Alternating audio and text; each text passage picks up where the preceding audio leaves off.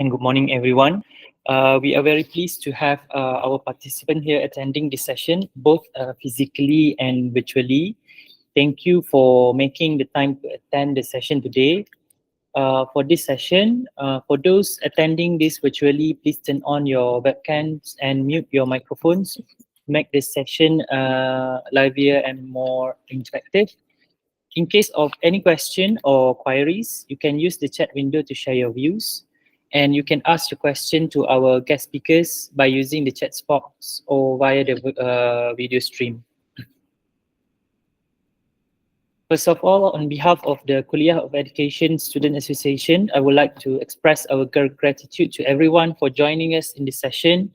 And we hope this session will benefit you in every possible way. Don't forget to follow our social media platform so you won't miss any updates regarding the session or any session for future events. Now, let me introduce myself. I am Ahmad Kamal Effendi bin Kamaruddin, and you can call me Kamal. I am a first year postgraduate student currently doing full-time Master of Education in Educational Management and Leadership. I am MC for this session, and I have with me Sister Atika to help me for today from CAPSA EBSCO. Today, we are joined by diverse participants coming from different kuliah, and we have our friend from University of Malaysia Pahang and also University Islam Selangor. Without further ado, I would like to introduce our speaker for today.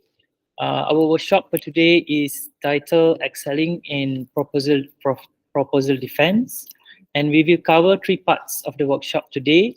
Part 1, before the proposal defense, and part 2 is during the proposal defense, and part 3 is after the proposal defense.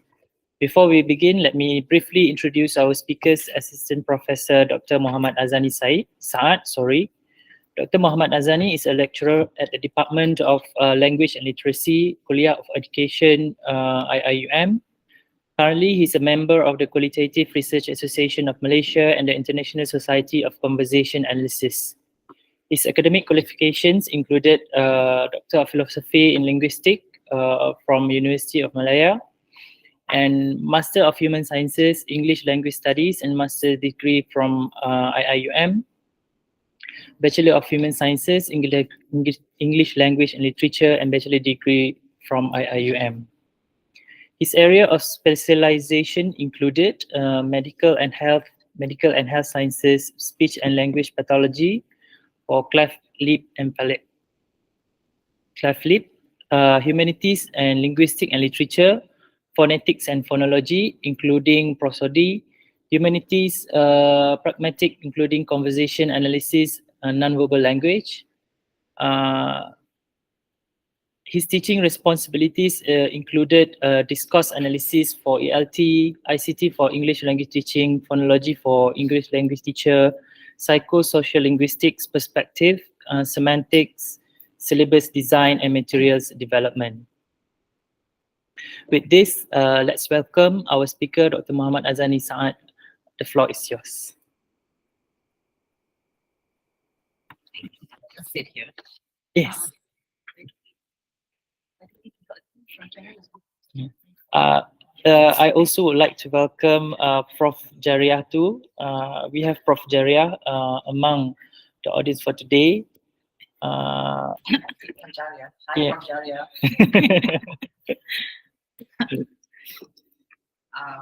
Okay.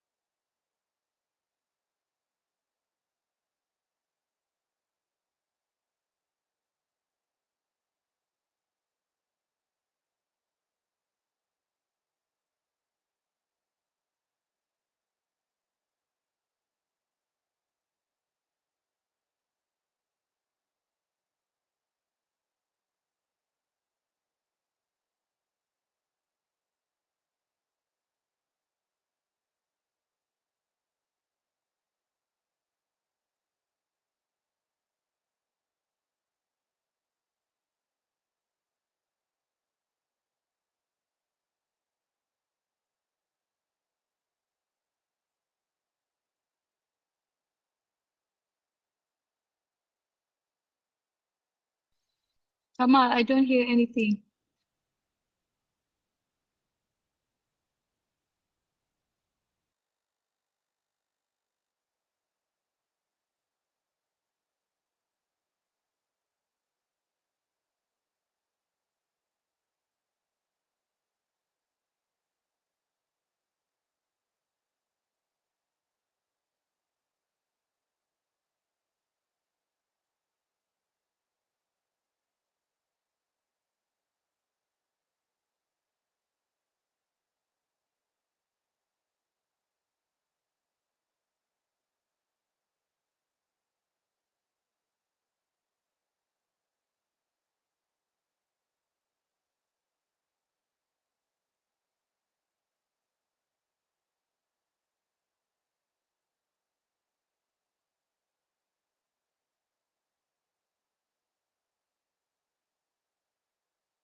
No, nothing.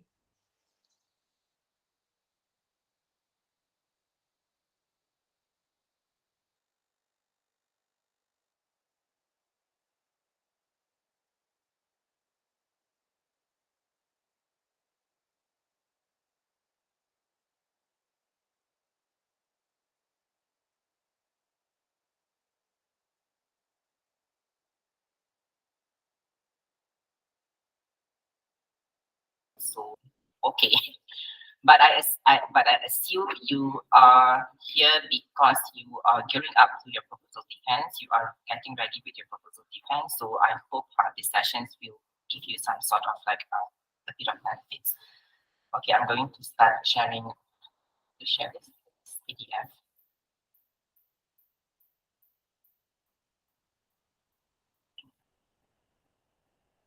How to present this? The audio is actually the audio is clear. Okay, that's the title given to me, Excelling Proposal Defense. And specifically, they asked me to speak at this particular stages in your proposal defense, which is the before the defense, during the defense, and after the defense. So when I first look at the topic, I thought that I have to some sort of like talk about the proposal itself. But looking at the videos shared by Prof. Faiza in the last session, then I believe she has talked about proposal defense proposals. I mean, like preparing, preparing your proposals.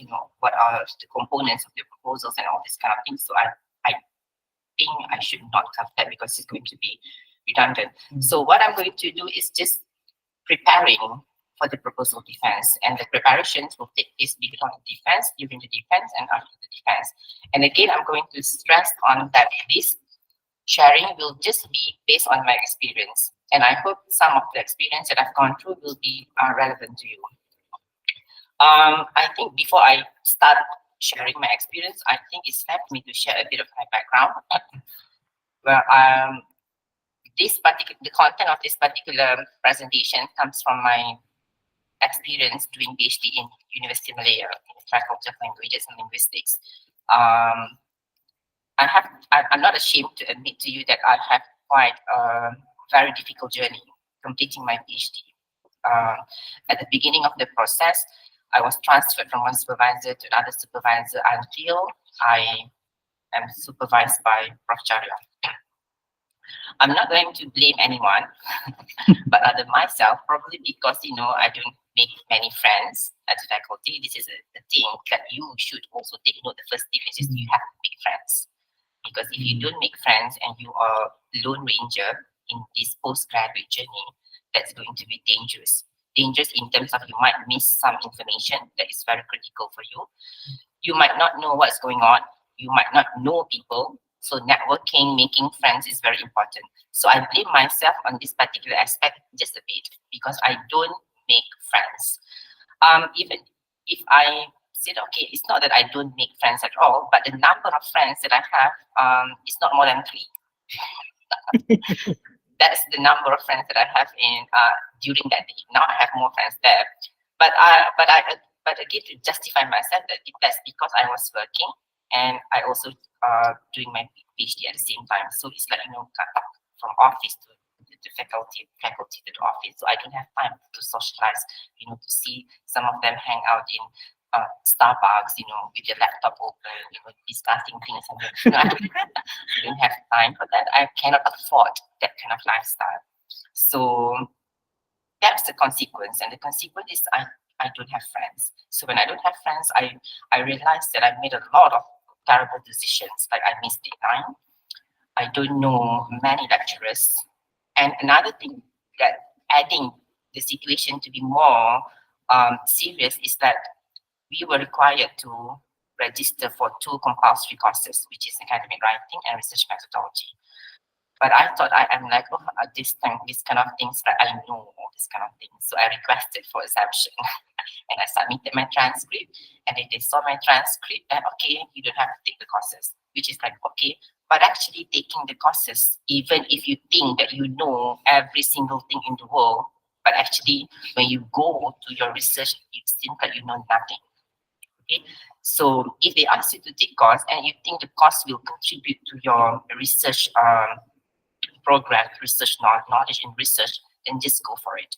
Okay, especially if you are on scholarship and you don't have to worry about this kind of like financial aspects of your study, then just go for it and grab any chances that are thrown to you. So this is the kind of things that I have to say.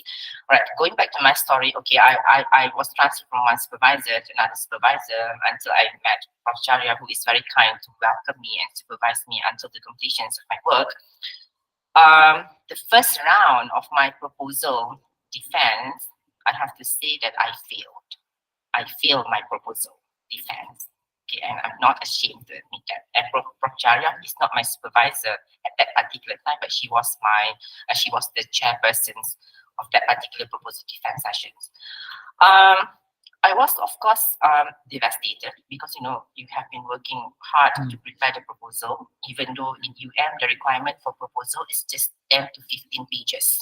But of course, it takes a lot of efforts to prepare that. But here I see proposal is like thicker than my thesis. So I was like surprised that the students preparing chapter 1, 2, and 3 as if that these are the final chapters. And I'm sure examiners, they don't even read the whole things because it's just the proposals. We just want to know the main information in the proposals, but that's not the issue.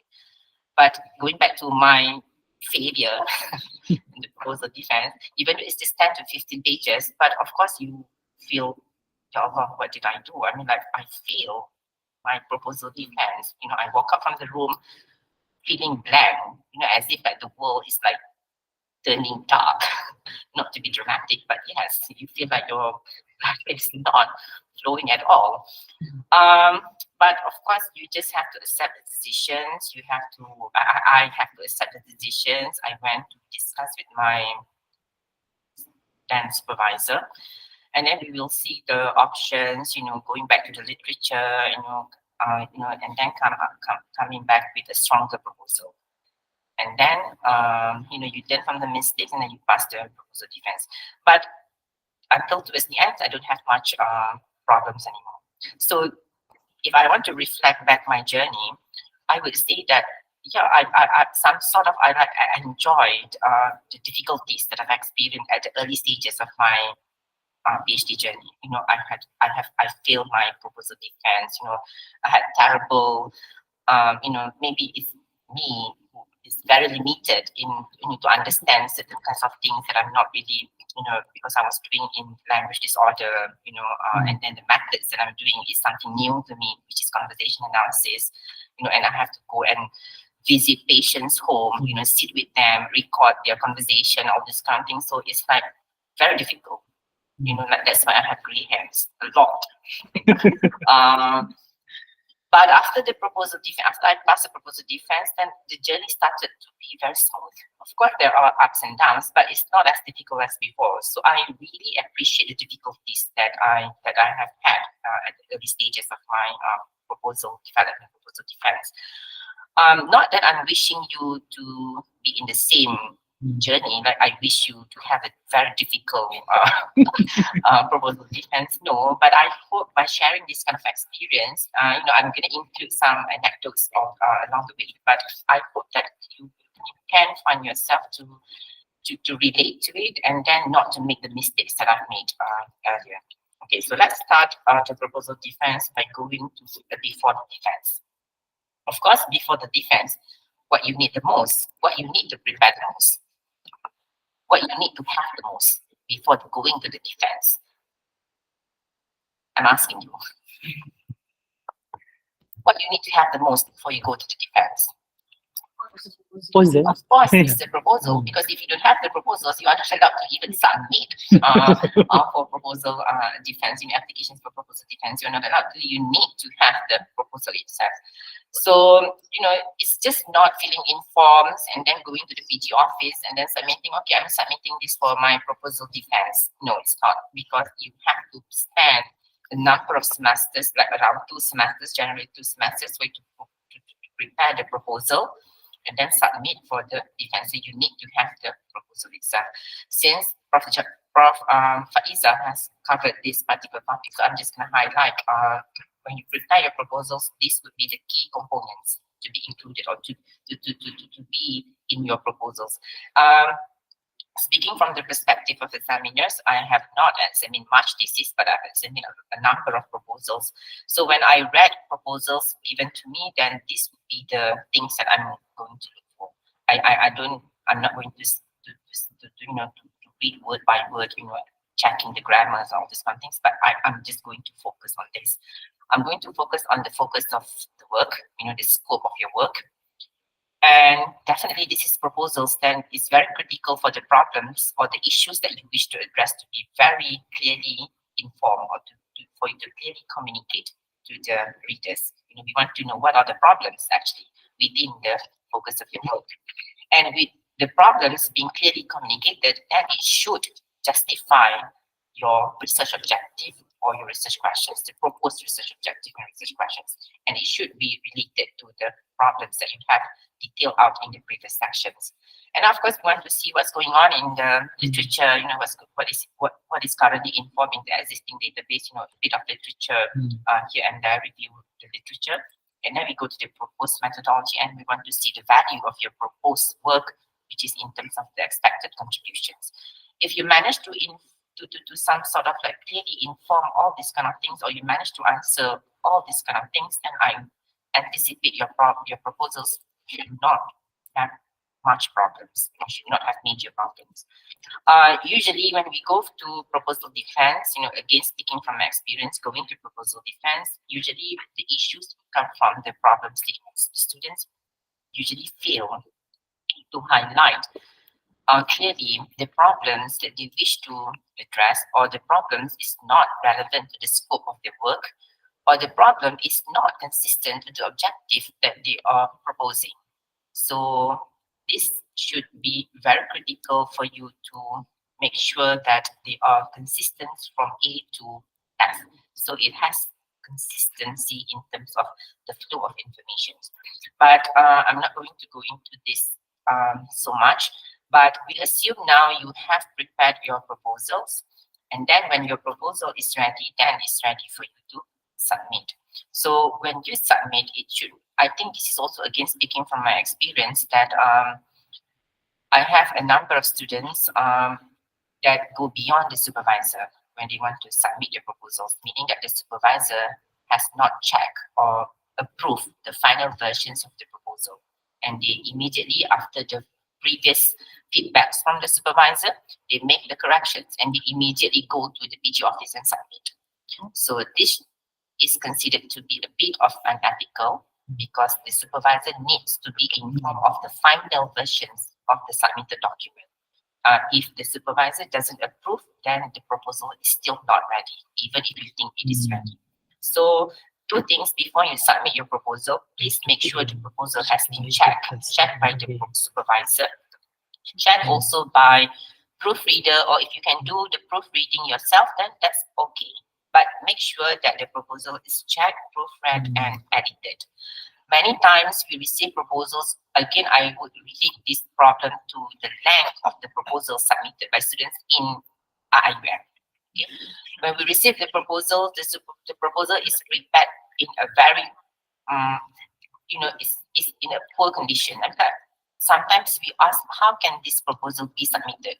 Because number one, it has a lot of grammatical mistakes that should not be available or should not be in your proposals, because again, this is a postgraduate level. Even if you want to say that, oh, I'm majoring in Arabic or I'm not doing something in language, that's still not going to justify the mistakes that you make in all these kind of mechanical mistakes, grammar, sentence structure, and all these kind of things. No, should not be, because this is again at some sort of like highest academic programs, masters, PhD. Of course, it's a scholarly work.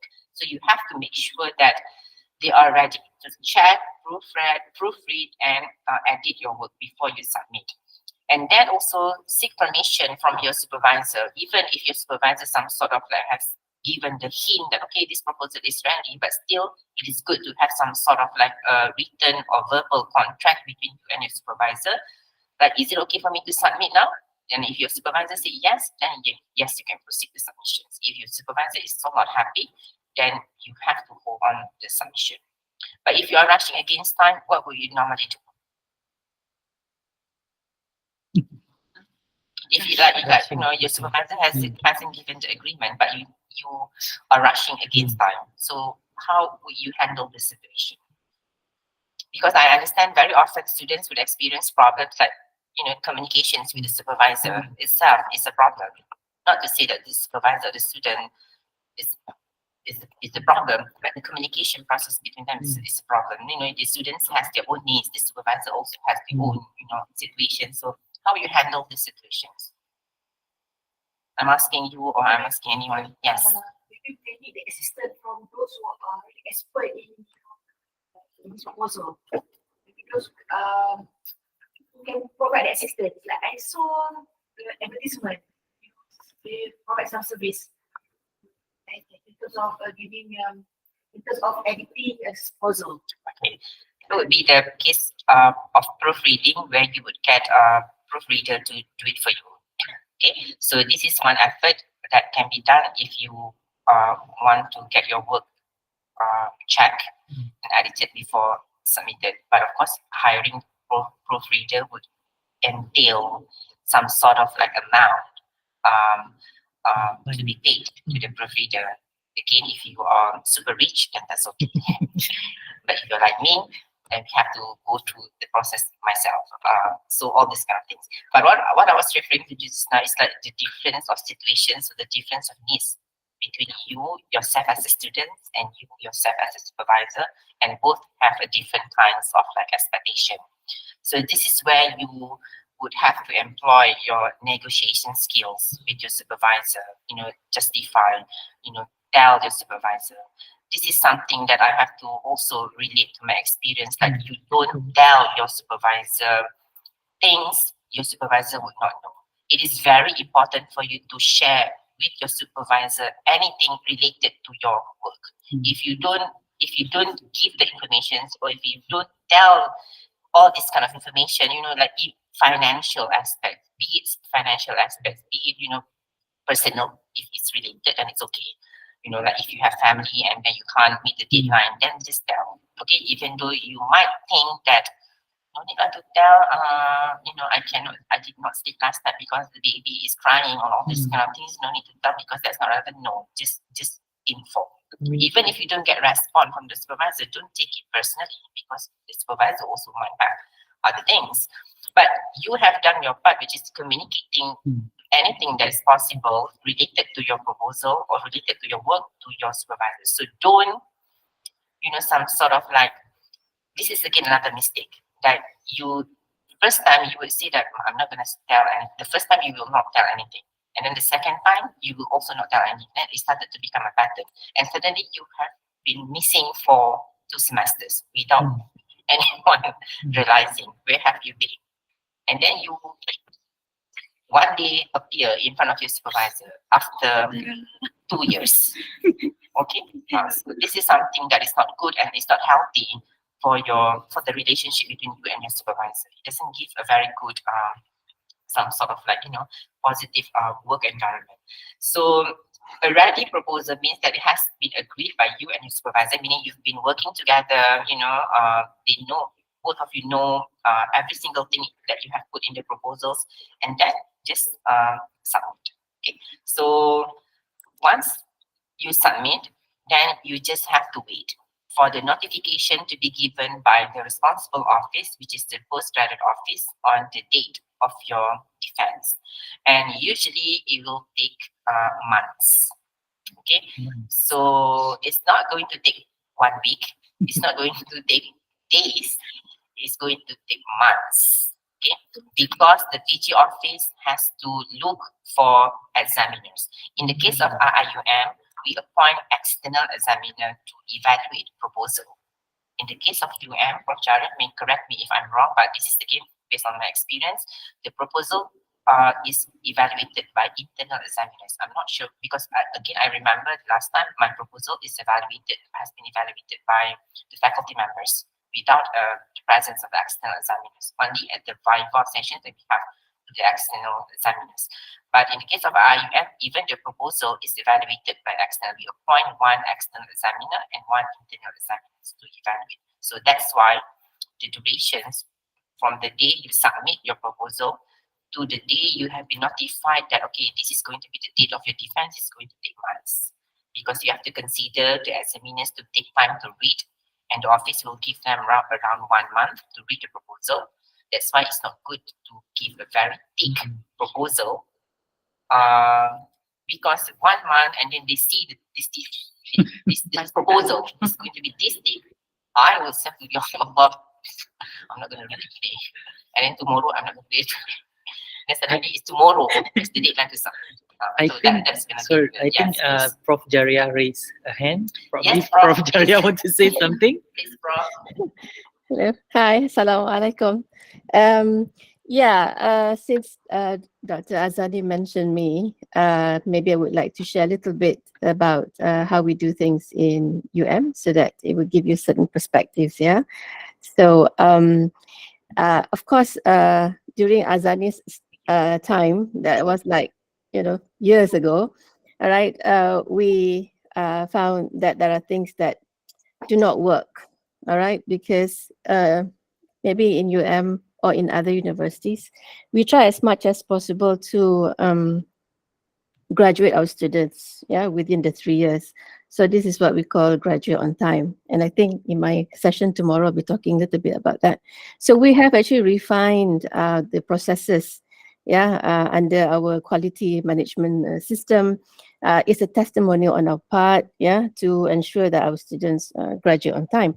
So as at the point of admitting them in, we already have a schedule in which what would our expectation be in the first semester, second semester, and so on, to ensure that they reach the target. They're supposed to have milestones, and we supervisors have to keep up with it.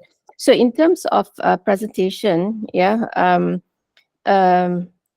now, I think every month the PG office will announce to the postgraduate community that we have a certain date in which students come in and present, whether or not it's whether or not presenting their proposals or candidature defense or seminar. So these are the various stages before they go off for their viva. So this is actually our gatekeepers, to ensure that students, are prepared, within the stipulated time given.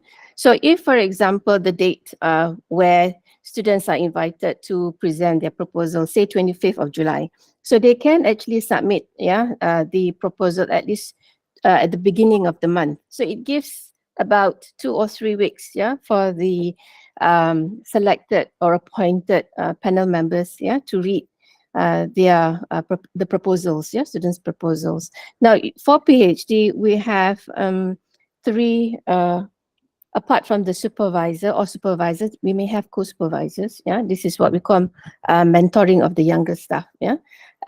So we have the supervisor or supervisors, the chairperson, and for PhD we have, I think, 3 experts. Taking into consideration some of the research are kind of, it involves 2 areas. It could be medical health as well as discourse. So we have 2 experts coming in to look at those parts. Right. So the panel members need at least a week or two, yeah, to read the proposal. And like what Dr. Azannee mentioned, it's about 5,000 words, yeah, 5,000 words. enough to give us an idea in terms of the intention of the research. And proposal is actually an intention, yeah, it's not carved in stone, it's not. So just enough to give us some idea in terms of what the research would be, and based on whose framework and the kind of methodology that the student needs to have in order to carry out the research work. Yeah. So it's not months. It may be as such, but now it's no longer. Yeah. And then the results is known immediately. Yeah, the chairperson will sort of give hints to say, okay, you pass and you can proceed. And then the formality comes later, in which PG office will provide an official, or a document or a letter to indicate that the student has actually passed their defense, and they now can proceed with data collection and so on. Okay, sorry, Dr. Azannee, it's a long response from me. Thank you, Prof, for sharing the ways of handling this in order for students to graduate early. But I Okay. think in the case of RIUM, we are still having these kind of deadlines certain deadlines throughout the year, where students are allowed to submit, and then the processing will begin. Like, if I'm not mistaken, the PG office has said like around 4 times per year, if I'm not mistaken, for you to submit the document. Oh. Then they will process, and then 1 month is given to the examiner for the examiner to read, and then after that they will start to plan the sessions. So I think in the case of IUM, we are still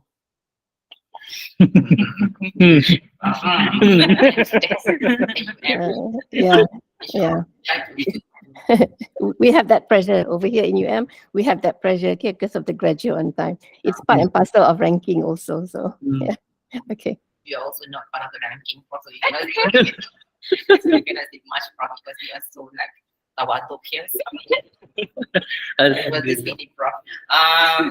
But that's the scenario that I can tell. You can see the experience that I have. In the case of the proposal itself is different in other university compared to IUM. Like in the case of UM, for example, like Prof. Jara has mentioned, you prepare the proposals very, very, very minimally compared to how we prepare here. This is something that, but this is again another issue. It's totally different issue, but inshallah we'll try to look in certain ways for us to improve these particular situations. But that's the scenario. Once you submit the proposal, and then you just wait for the PG office to notify you on the dates of the proposal defense. So as you get closer to the defense, what you should do is, of course, number one, to understand so what is actually I'm trying to say here is that you have to some sort of familiarize yourself with the specific guidelines and expectations for the proposal defense. Meaning that again, you have to go and discuss with your supervisor on how you should prepare the PowerPoint slides, or the presentation materials. What to include, what not to include, how brief your proposal of your presentation should be. If, during my experience with Prof. Jara, even the kind of color that I want to put in my PowerPoint is that she would say, remove this color, this plain white background, which I learned that is this kind of things, because again, we are going to academic presentations. It's not going to be so colorful like a kindergarten presentation. No, this is a master's and PhD proposal defense, so it should be reflecting the nature of all the context of the presentations, which is academic presentations, academic context. So starting from that day, all my presentations will have white background. Doesn't matter academic context, doesn't matter I go and present somewhere else, but it's always white background in the evidence, number one here. Okay. So what you have to do is discuss with your supervisor on how you should design the presentation, what to include, what not to include, content that are expected, all these kind of things. So this would be the requirements. Also, please also make sure that you check with your supervisor or with the PG office if they can share with you the duration for your own presentations in the sessions, because we limit the student's presentation to certain amount of minutes only. Like for example, in the case of IUM, we allow the students to go up to maximum 15 minutes. Okay, so 15 minutes seems, even 15 minutes is quite long for you to present your proposals because not much actually to put in your proposals. As Prof. Chara has mentioned just now, we just want to know what you plan to do. Okay, so once we know, then no need to present in a very long way. Okay. And of course, you are presenting your proposal. You are the one who prepared the proposals. Definitely, you have to know your proposal inside out. So you have to again go back to your proposal, review your proposal thoroughly. You have a deep understanding of the problems that you have included in your proposals, the objectives that you have put in your proposals, the methodology that you have explained in your proposals, and the expected outcomes that you have put in your proposals. So you have to know every single things in details, not just to remember or to memorize, but to understand the reasons so that you can justify your choice. So you have to some sort of explain or justify the reasons of your choices and anticipate potential questions that might come from all this kind of information that you've given. Let's say, like in the case of IUM, for example, the duration from the day you submit your proposal to the proposal defense itself might take up to 2 months, for example. Okay, and then within these 2 months, suddenly there's new study comes out. Okay, and then it gives you some sort of, there's a new problem, there's a new method, and then you wish to cite this and put in your proposal defense. Would that be okay or not?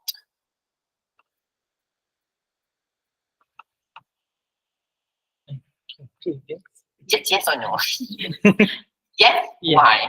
No, after yes or no, then I want to know why. No. Because it's true that you are reading that you know the current situation. Sorry, your customer's I mean, like, problems, to modify your problems to be a bit different than what you have submitted, or maybe now the research objective, one of the research objective would entail that problem, so, to come from that particular problems, all these kind of things, would that be okay? I think if it's in a proposal, highlight the new problem should be included. Minor, yes. Major, maybe. What do you mean by minor or major? I mean, if it's affected the questions and entirely the literature review, then probably it's not. Yes. You are right in that particular way. Like if it some sort of like changes the major components of your proposals, then it is very advisable not to do that. Okay, because the examiner has been given with a different document, and suddenly when they come to your presentations, then suddenly it's a different information. So that's not going to be giving you a very good image, or it doesn't give you a very good, some sort of like, okay, what are you doing? Why is different document that we received, and suddenly you're presenting a So different kinds I of think in that sense, that's why it's very important for you, so for your supervisor to know what you submitted in a way, Yes, right? exactly. Yeah, that's a very good point actually. But if you can't, yes, but if you some sort of, wish to include the information, then probably towards the end of the presentations, then you can have a specific section in your presentations that this is what you have just discovered, and so that they have been known and they can advise you how you can integrate these kind of information. So instead of adjusting your objective or your questions or coming up with new problems, make sure you maintain the same information. Even the objective, if you have put 10 words in your first research objective in your document, then it is the same 10 words in your presentation. Don't change even the comma, okay? Because it should be the same. Yes. The participant can't see you. So you can't see me. How can I make sure? I think system want to I set up a want to, bit. Yeah. just of the to turn on the things. camera. Okay. Kau buat je aku. Sorry for the Okay. disruption a bit. We're trying to make a doctor appear for everyone to see. Also, yeah. How visible here then? Okay. Yeah, okay.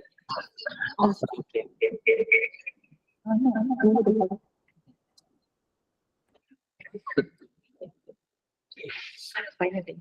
Fine. Okay, sorry for the now. Macam Okay, you go back. mana? We can see you. Yeah. Sebelah dia. I want to, Yes. I want to go to full screen.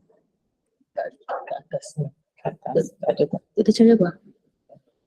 Yang tadi tu? Full screen. Oh, Ah, full screen. we can see everything. Tu? Ya. Cuba ada. CTRL. Control L. Full screen. Okay, so okay, so where did we stop just now? This one. Okay, so Not changing even yeah, the you comma. don't have to change the major components of your proposals. Okay, but again, can you copy and paste from your proposals and put in your PowerPoint slides? Yes, it's Like, because if I say that, okay, you cannot change even the comma, just copy and paste. But there are certain sections where it is not very advisable for you to copy and paste. For example, the literature review. For example, you cannot just simply copy, like, you know, in the way you prepare your proposals. In the case of literature review, of course, you have the sections, you know, the subsections of literature review, and then you write, you know, according to this, according to that, all these some things. But when you want to prepare for your presentations, it is the same kind of information, it is the same kinds of studies, but the way you put it is going to be not in the same way as you have given in the Word document. You have to make it in a point versions, or it is also very good for you to come up with a table of literature review. And then when you go to the proposal defense, you can just simply highlight these are the pertinent studies. Okay, same case goes to the methodology. So if you want to present your methodology, is you don't really have to copy and paste every single thing that you have put in the Word document and put in your PowerPoint slide, but you can manipulate the way you present the information in the case of presentation. Okay, so but the main point that I'm trying to highlight here is that after you have understood the requirements for you to do the proposal defense, then of course you have to know your own proposals inside and out. Okay, should you practice before you go to your proposal defense? Yes. Kalau you rajin, you pergi dah practice, you know, if you have time, or you are so like you know, nervous, you know, you want to make sure that you practice the way you speak, you know, you want to time your presentations, and yes, of course, it's very advisable for you to practice your proposals. Get someone or get help from friends to pretend to be the examiners, you know, all these kind of things. Also, this is something that you can get yourself to get into. Right, practice your presentations. Of course, you have to prepare a clear and organized presentations that covers the key elements of your proposals. Practice delivering it multiple times to ensure that you are comfortable with the material and can effectively communicate your ideas. What does it mean here is that make sure you know what you put in your PowerPoint slides, because it is possible, or it is highly possible, when you do the presentation and the examiner saw some information and they want further clarifications on that. And like, can you please go back to slide number 10? Can you clarify that? And then suddenly you are not sure what you put there because you just copy and paste, or you just take something somewhere and put it there. So that's something that I can see to be not very good. So make sure you know every single thing that you put, and then you practice, not just practice in terms of, you know, verbal practice, but also make sure you go back and see what does it mean here actually. Okay, and by doing this, you also need to revisit the literature because you want to enhance your understanding. So you refresh your knowledge of the relevant literature that you have included in your proposal and ensure that your proposal builds upon the existing research.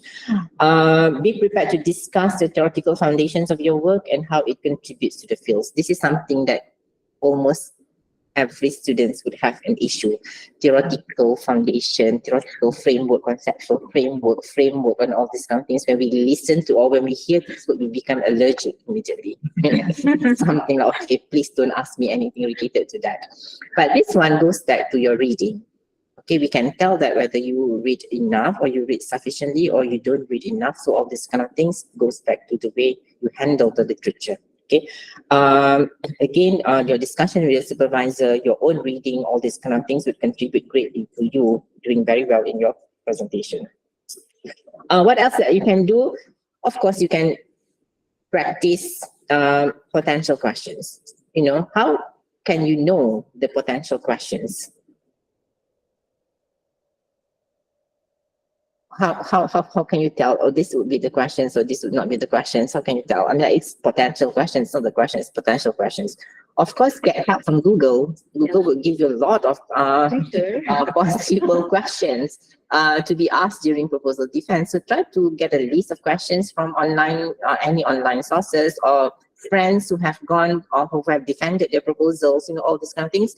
Try to get tips from these sources and try to practice yourself by answering the questions in relation to the context of your proposal. So if you can do that, then that's good enough. So put yourself in the shoes of your committee members and brainstorm potential questions they might ask. So prepare concise and well thought out answers for each question and consider seeking feedback from your advisor or colleague to get different perspective. So try to check the answers or the responses that you have given to the potential questions with your supervisors, if you wish to do that. Okay, if you have the resources, seek feedback, share your proposal with your advisors, your friends. If you have I'm not sure whether we have PG advisor who is a different kind of advisor than your supervisor. Do we have here? I don't think so. We have program coordinator who should act as an advisor, but I don't think maybe but I don't think, but we have, then you can get help from them as well and ask for feedback. Incorporate the suggestions to improve the clarity and coherence of your work. What I'm seeking feedback here, does it refer to the proposals in the Word document, the one that you submit to your examiner, or the presentation, the PowerPoint presentation? Yes, it should be the presentation. It should not be on the Word document, because the Word document will be evaluated. The proposal will be evaluated by the examiners. So you should not give, or it is not good for you to give the Word document, the proposal, to your friends and ask their feedback. No, the practice here means that, okay, this is my presentation. Maybe they can give, or make the fonts have to be bigger, or it's not clear here, all these kind of things. So that is something that the kind of feedbacks that we can have. And then rehearse with a mock defense, organize a mock defense with a friendly audience. Even not so friendly audience also is still okay, who can simulate an actual defense scenario. This will help you gain confidence, identify any weak points, and refine your presentation skills. This is especially good if you have friends who are willing to help you. Okay, you can ask them to pretend to be your examiners, and then they can pretend to be examiners, and then they can ask you questions, all this kind of thing. So this would be something good if you have friends who are willing to do that. But when you do that, you have to make sure that you be open to feedback. Show that you are receptive to suggestions for improvement. So the more you include, like for example, you include 1 friend, 2 friends, 3 friends. So the more you include, the more comments you will receive. But this is something that is very good to train you yourself not to be very defensive. Okay, because I have one of my students, not Sister Atika, I have a number of students who is very defensive. This particular student, anytime I say something like this particular student, I'm not going to say any gender specific pronoun. The person will always say something like, even though it's clearly wrong. So this is something that is not good, and sometimes I have trouble to say to him, because he is much older than me. So the way you say things also must be in a way of a respected way on all these kind of things. So it is a bit of an issue. But if that's his issue and my issue in future, but is it a good thing though if you want to have all these kind of comments from your friends? Because let's say you pretend to present your work in front of your friends, and suddenly your friends who are also PG students suddenly start to hey, your method is wrong. Hey, your literature is outdated. Hey, is your research objective correct? Because it looks very weird, your research objective. Okay, would that be good for you? I mean, you yourself, you're going to the proposal defense and suddenly your friends are saying all these kind of things. So would that be good or not? Too much is not good. Yes, too much is not good. Yes, Destructive. destructive in a way of. I mean, you're killed before you.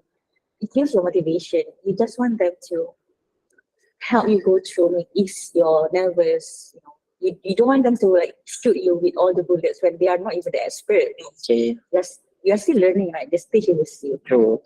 Actually, the decision is up to you. If you want to have it like a very, like, very difficult situation, you want to experience that, then you can have it. It's up to you. But if you don't want it, and you want to maintain your motivation, you believe in your work, all these kind of things, then that's maybe it's your choice not to do it. So, but this is something that you should train yourself to be open to receiving feedbacks. It is highly possible, or it is almost true in every proposal defense situations, that your work will be some sort of criticized. The criticisms given to your work is not because that to be in a negative way, but of course the criticism is for improvement. But the way we receive the feedbacks, the composure that we put ourselves in front of the audience needs to be trained. So we something that we can train ourselves. Okay. Other things to consider before you go to the proposal defense. Of course, you have to prepare the visual aids. This is something I've mentioned earlier. Create a visual aids such as slides or posters. If there's a requirement for you to simply come up with the posters, then that's good, because there are some universities where the proposal defense will just be based on a poster, not a PowerPoint presentations, to support your presentations. So keep them clear, concise, visually appealing, with key points highlighted. Again, proofreading is very important.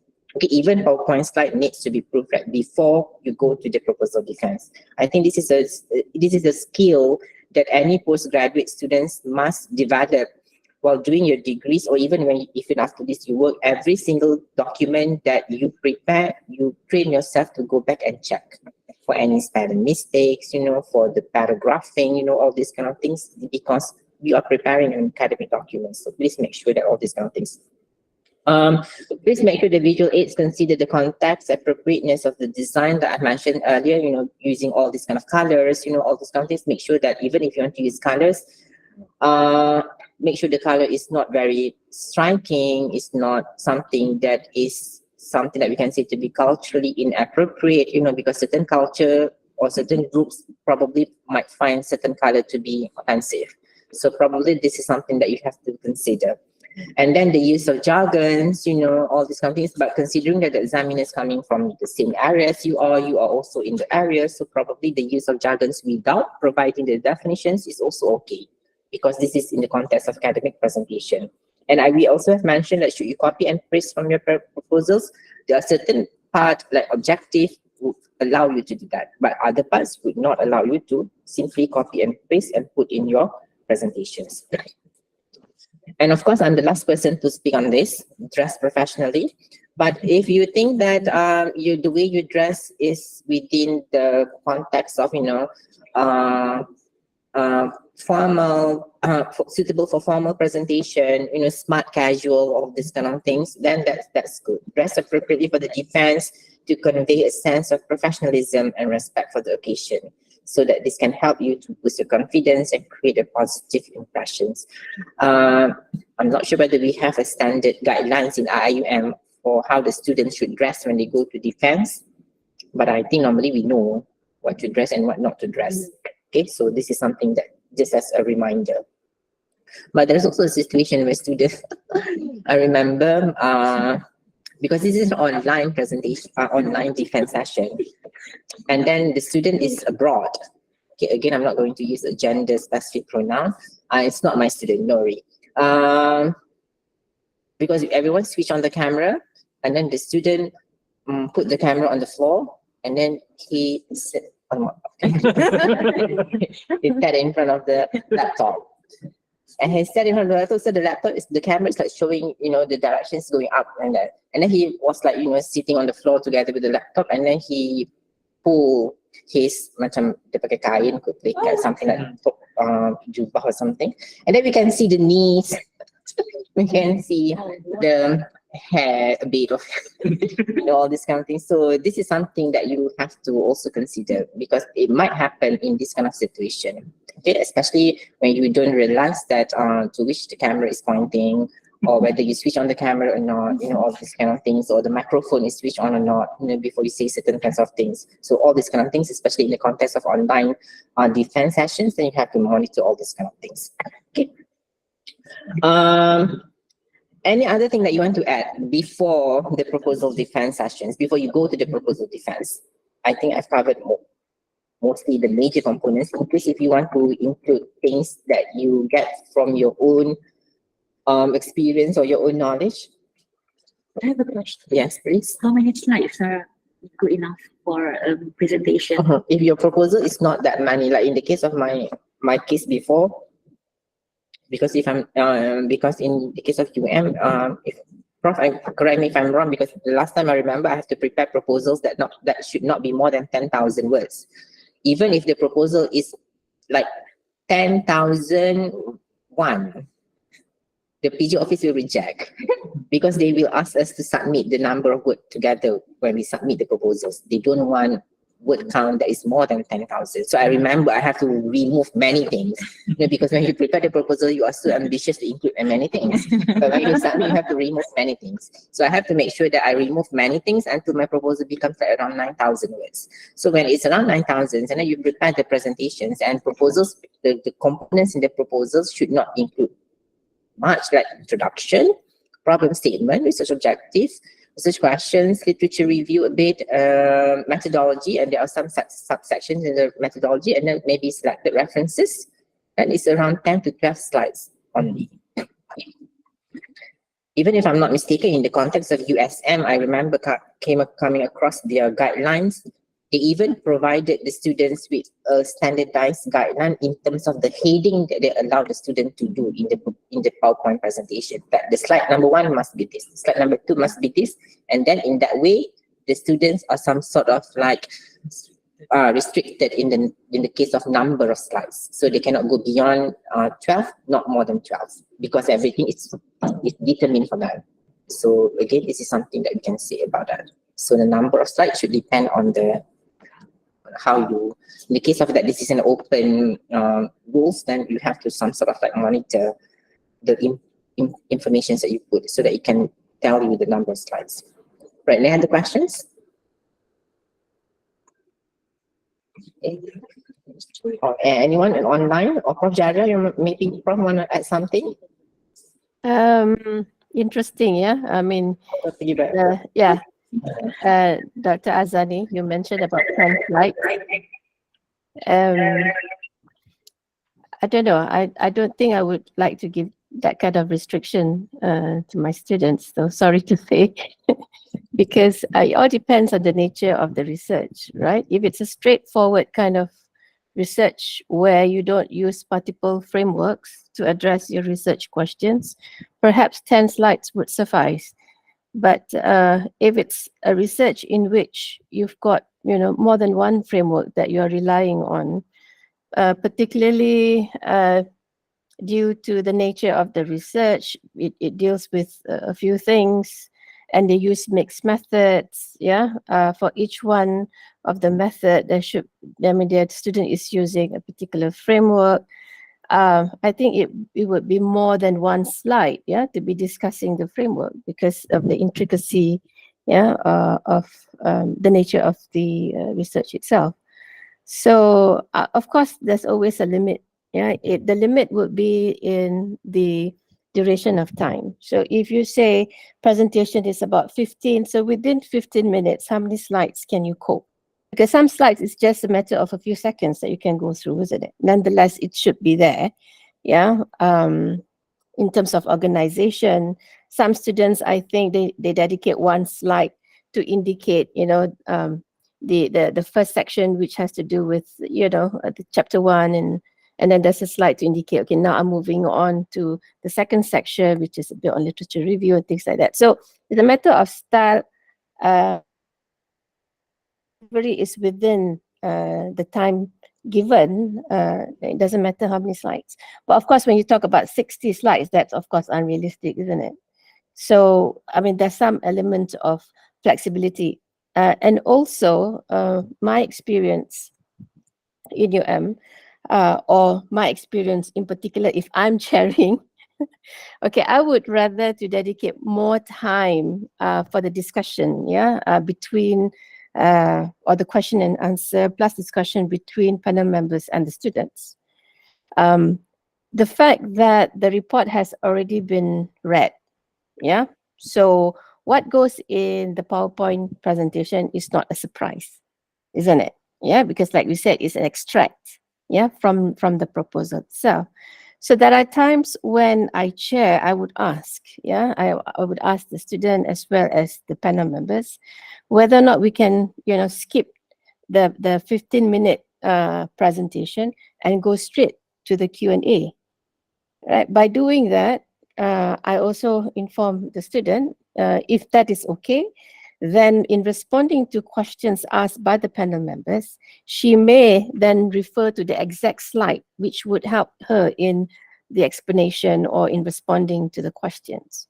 So I found that method pretty effective because the 15-minute of presentation is actually, focused on, feedback or questions, and of course, the session itself should be as constructive as possible, isn't it? Because at the end of the day, it should be, we should be helping students in, improving their work. Yeah. So it is supposed to be a positive exercise. So we want to give as much feedback as we can to the student. Unless I feel, if sharing the session, I feel that that's not enough, in the report, and we need more feedback from the student, then I said, do away with presentation. We go straight with the question and answer. And then you can show us the slide, the relevant slide, to perhaps give you confidence, perhaps, to recall what you have actually prepared. Yeah, and at times, if there are problematic section in the report itself, then we can zoom in straight to the report. Okay, referring to this particular page, this is what you have said, but it's not clear. Could you explain further why you have you decided on this and whatever it is? So, for us, I think it's more of trying to help students, and therefore, whether or not we allow students to present or having a certain number of slides, it's not actually set in stone. Yeah.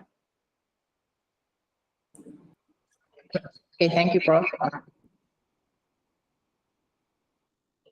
Okay, but Prof has raised a very an interesting point actually, because there is a possibility when you go to the defense, after you have prepared, a very nice slide, and then you practice with your friends, presentations. Okay, I'm going to present within these 10 minutes. But suddenly when you walk into the room, and then you begin your presentations, like, okay, Assalamualaikum, respected examiners, and today I'm going to present, and then the absence. So can we just go straight to the slide number 13? And then you started to become like, oh my God, I've prepared all this kind of thing. So then he just wants to go straight to this slide. So there's a possibility for that to happen.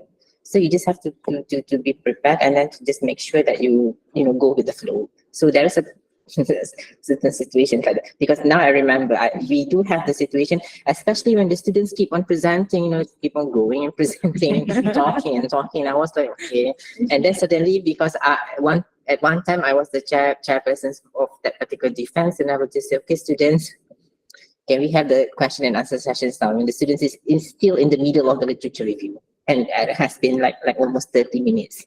So that's not very good, right? That's not very good. But I'm going to tell you what are the problems that can cause these kind of problems to happen. But that's going to be a bit later. Okay. So there is a possibility for all this kind of situation to happen. All right.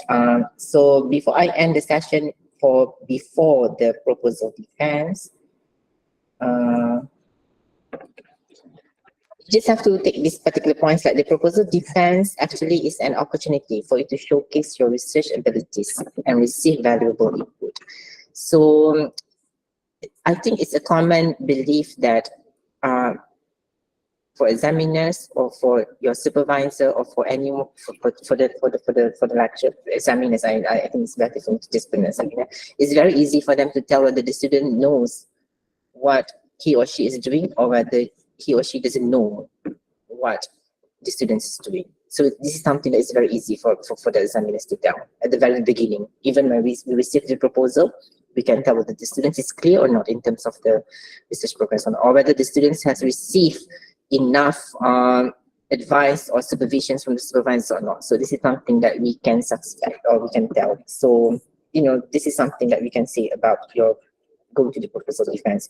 So by thoroughly preparing and confidently presenting your work, you can increase your chances of a successful defense. Successful defense actually goes back to the way you're presenting your work. If your work is clear, has all the necessary components, and it is justifiable, then okay, no problem for you to pass the defense. But if your work is like still haywire, you are not sure what framework to use, the problem is not clear, the way you construct your objective also is a bit odd, or it's not possible, it's not methodologically possible. So all these kind of things would cause the your defense to be going the other way around. So this is something that we can say that, okay, just ensure or just make sure that your work is clear, concise, and justifiable, then okay, no problem. Okay, so that is something that you can say before you go to the proposal defense. All right. During the defense, before we go to the sessions, any questions or any uh, response or input that you want to share? Or should we take a short break? Oh, yeah. Yeah. Up to you, doctor, because you're rushing to go to It's okay. I can take a 5 minutes break. Yeah, 5 minutes, all right. All right. So the committee has given me the permission to for us to take a 5 minute break. Then inshallah we'll meet again after 5 minutes, which is 10:47 or 10:50 lah. Okay, 10:50. All right. See you 10:50. Inshallah. So see you around 10:50 for everyone.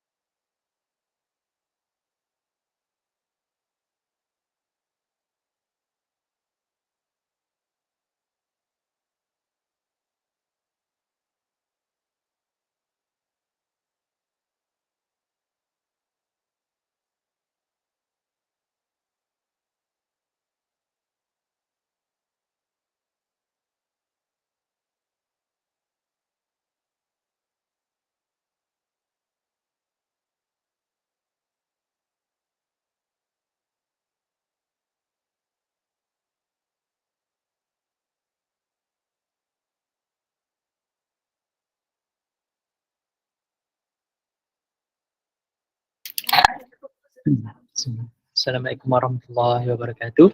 So I think we can resume our presentation with Dr.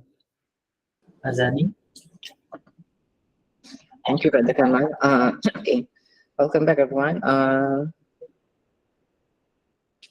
Okay, now let's go to the next part, which is during the defense. Okay, let's say now you have received a call from PG office. Okay, brother, sister, your defense will be tomorrow or will be next week. And then the nervous starts to kick in, right? I remember my first proposal defense, I received an email from the PG office. And I was just not like scanning the email, I was just skimming the email. Skim, scan, and skim is the light one, right? Okay. And I saw 10 a.m., but I missed the 30. And I saw 10, I saw 11, and then I some sort of see 30 after that, 11:30 a.m. But actually it's just 11 a.m. So at 11, I'm still here in Gombak. Go to UM, you know, and I was like, okay, I planned like, okay, at 11, I will just leave Gombak because it's just 15 minutes taking Duke and then going to UM for the proposal defense. But at 11, the PG officer says, Azannee, where are you? I mean, Azannee is already in the room. And I was like, what? I thought it's 11:30, it's not at 11. And then I was like, no, it's 11, it's not, it's 11:30. This is really not a good impression. This is my first proposal defense, not with Prof. Jaria. Prof. Jaria probably don't know the story. Then I literally jump into my car and then drive really, really fast that even on the Duke highway, there's a police car. And then the police car is like you know, chase and then like get next to me. And I was like, because I was driving very fast and answering the phone call because the PG office was calling me. I was like, sorry. And I slowed down a bit.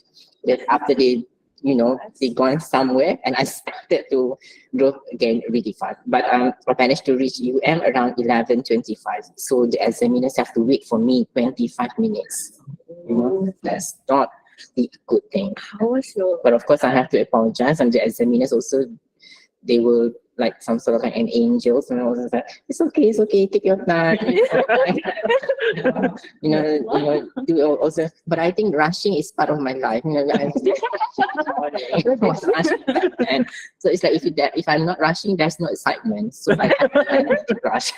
But don't do this kind of things. Don't do this kind of things. So please make sure when you get the information from the PG office on the date of your proposal defense and also you know the time of your proposal defense, please make sure you know them, you know the information clearly, and then you mark in your calendar so that you don't forget.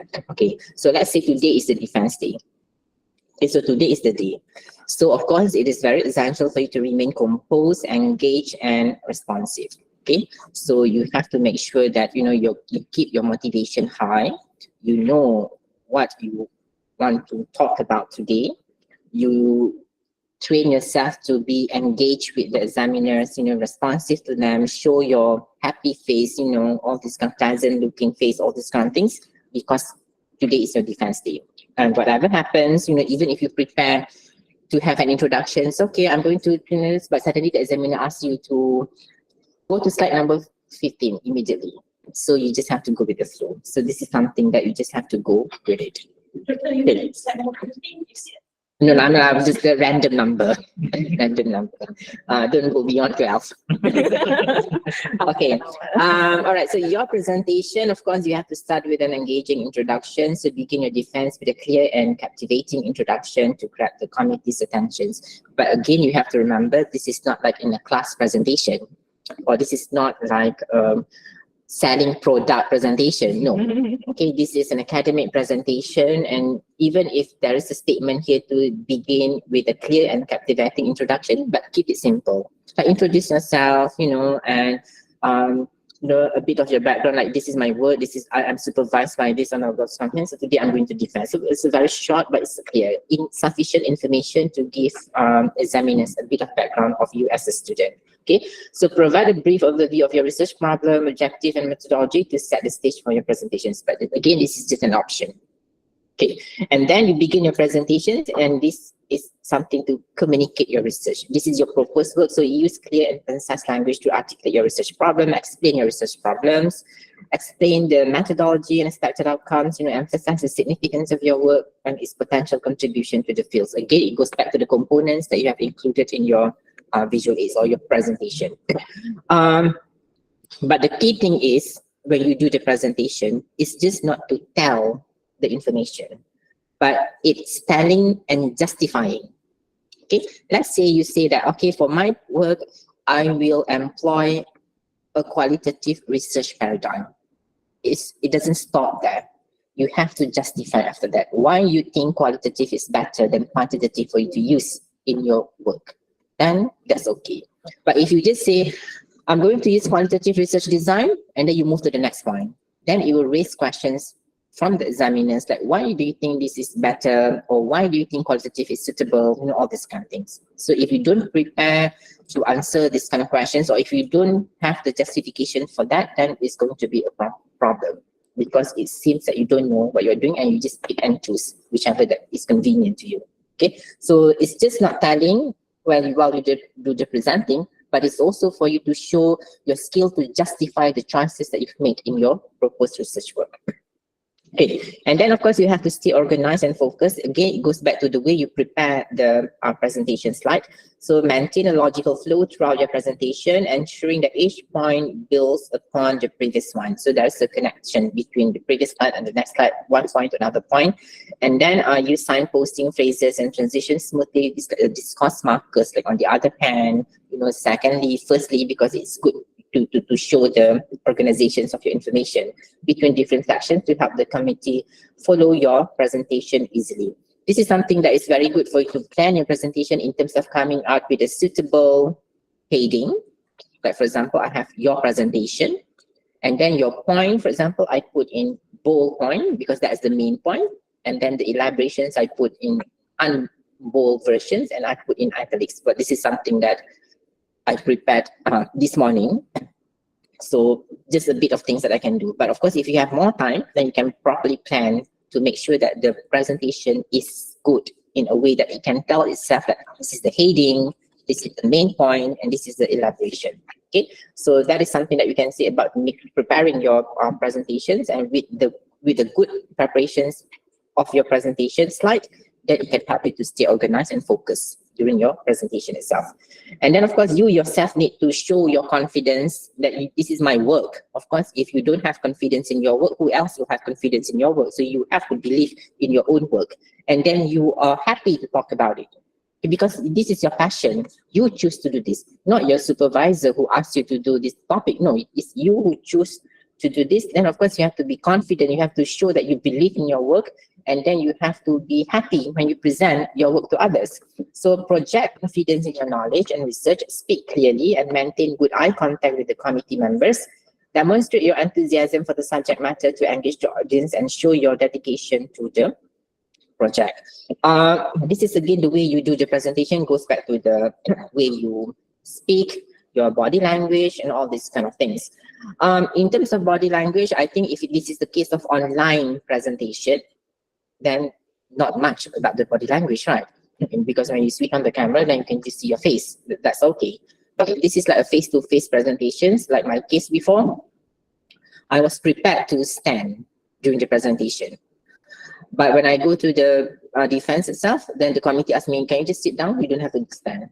I was like, now there's a change in terms of how I prepare myself. Now I have to adjust. Even though it seems minor, in fact, it's very minor. But it interferes with the way, because you have prepared yourself. I'm going to stand, I'm going to sit next to this, and you have this kind of idea already. But suddenly, a small change, can you just sit down? You don't have to stand. I was like, apa nak jadinya? What will happen? So that is something that you just have to make sure that you show the confidence, and you know how to make sure that you stay composed throughout the presentation. Okay. And then after you have presented, of course, like Prof. Jarrell said, that the presentation is not going to be that much. I mean, like, we don't want to, the examiners usually don't want to spend much time listening to the presentation. Not to say that because we don't want to listen to the presentations, but we give some sort of a 10 to 15 minutes time for the students to present, just simply to present. Because the examiners, they have read the document, they know what's going to be presented, and they know what to ask already. So the presentation by the students, I can say that it's going to be some sort of like a formality, you know, to start the sessions. Okay, we allow you, we dedicate 10 minutes for you to present, and then after that we will follow with the discussion. The discussion itself is the main components of the defense. This is where the question and answer will begin. You know, the students will have to respond to the questions. You know, if there is a justifications needed, then you have to justify and all those kind of things. So what you have to do as a student is just to listen attentively to the questions. So when the committee asks questions, listen carefully and ensure that you understand the questions before responding. Don't interrupt the examiners before they finish the questions, okay? Because there were situations before in my case when I was the internal examiner. The external examiner keep on asking questions, but the students would keep on interrupting. So I was like, you know, interruptions like that. So it doesn't give a very good, you know, some sort of like, you know, rhythm to the way the examiners want to ask questions, but the students keep on saying, okay, I understand. Okay, I will do that, even before the examiner finish giving the comments. So this is something that is not good. So again, you have to train yourself to be patient and show your professionalism in this particular way. So take a moment, before you answer the questions, take a moment to gather your thoughts and provide a well thought out answers. But if you're unsure about the questions, it is acceptable to ask for clarification. If you don't understand the questions, you can ask for clarifications. But if you don't know how to respond, how you handle the situation. Is there a possibility that you might not know the answer? Yes, definitely. Huh? Say the truth, I don't know. Yeah, just be honest and just I'm not sure, or I don't know, or maybe I've never come across that particular information while doing the literature review or while discussing with my supervisors. I've never come across that, all these kind of things. But I'll take that into consideration and will put in my future work. So that is something that you can handle. But as Prof. Jaria has mentioned earlier, the discussions when the examiners ask questions, this is done not because we want to criticize the work, but rather the questions, the response given throughout these particular sessions is merely to improve the work further. So you have to take these kind of things, even if they don't come to you very nicely, but you view it as an attack to you. But actually, these kind of things, these comments are merely to improve your work further. It's just, of course, sometimes other examiners, there are some examiners who are very aggressive, you know, and then they like showing you don't know these kind of things. But actually still the comments are good and you have to take them to improve your proposals. But there are also examiners who are very nice, you know, like Prof. Jaria, oh, please go and read this, you know, this will add more value to your work and all these kind of things. So that's okay. You don't really feel like, you know, you want to cry after the defense. No, you will feel, okay, that's okay, that's a good session. So that is something else. But either way, you just have to make sure you just have to train yourself to put in your mind that all these comments, regardless of how they come to you, are meant to improve your proposal further. Okay, so that is something that I can say about it. Other important aspects, defend your choices and decisions. But I don't want to say this blindly, that you defend your choices and decisions, because it might be wrong that your justification is definitely wrong, but you still want to defend, and that shows that you are, you know, not willing to learn, or you are, you know, baseless defensive kind of students. So this is something that you just have to go back and see whether they are okay or not. So be prepared to defend the choices you made in your research design, methodology, and analysis. This is where the justification plays a key role. Okay, let's say you say that you want to use qualitative research design, and then you justify. And if they are happy with your justification, then that's okay. But if they are not happy with the justifications and they think the other method would be more suitable, then they would provide the reasons. And then you just have to, all right, discuss with them. So I think, or I still think, or this is the way I can see the sample, all these kind of things. So this is something that we can say. So articulate the reason behind your decision and address any potential concerns raised by the committee. So all these kind of things would be during the discussion itself. And then another thing during the discussion is to ensure that you keep yourself respectful to the examiners. Okay, because it is possible, especially when you are dealing with some sort of like examiners a bit aggressive, for example, then probably it can also trigger you to become more aggressive. So you don't want the defense to turn into a boxing match, right? We want it to be a very intellectual discussions handled in a very professional way. So you yourself have to play a role by being professional, okay, and respectful. You have to remember that you are a student, and then you are in a discussion with experts in the area. So not to say that they could not be wrong or they are always right, no, but it's just an adab or manner between student and teacher. Okay, so this is something that we have to put in our mind. Even though you are a student, but at the same time you are CEO of a company, but still in that particular situation, you are a student. And the adab of a student toward a teacher, even though they are not your teacher, let's say they are external examiners, but they are still a teacher. So the adab must be monitored. Okay, but most importantly, keep track of time. So be mindful of the allocated time for your defense. Practice your presentation in advance to ensure it fits within the given time frame. So I think a nice time frame for a proposal defense would just be around 10 to 15 minutes. In the case of IUM, the time frame is given up to maximum 15 to 20 minutes. 5 minutes after 15 minutes too is considered like an emergency time. We just allow the student to talk for 5 more minutes. So roughly around 20 minutes. But 20 minutes is actually very long. So just practice to give your presentations within 10 to 15 minutes. If you finish early, you make the examiners happy. If you keep on talking, you will bore the examiner will not be happy. So which one do you prefer? So that's the questions that I leave the answer to you. Okay. So if you notice you are running out of time, prioritize the most critical points and summarize the remaining sections. But this is where the practice comes in hand. You practice by monitoring the time that you have. So try to practice to give the presentations within 10 to 15 minutes. Make sure that you don't go beyond the allocated time. Okay.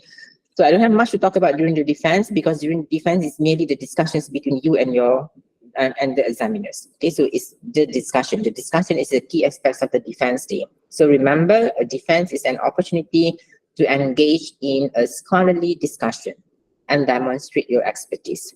So don't view defense as a pass or fail situation, but see the defense session as a growth opportunity for you. I mean, like you will grow further, you will learn more. So all these kind of things.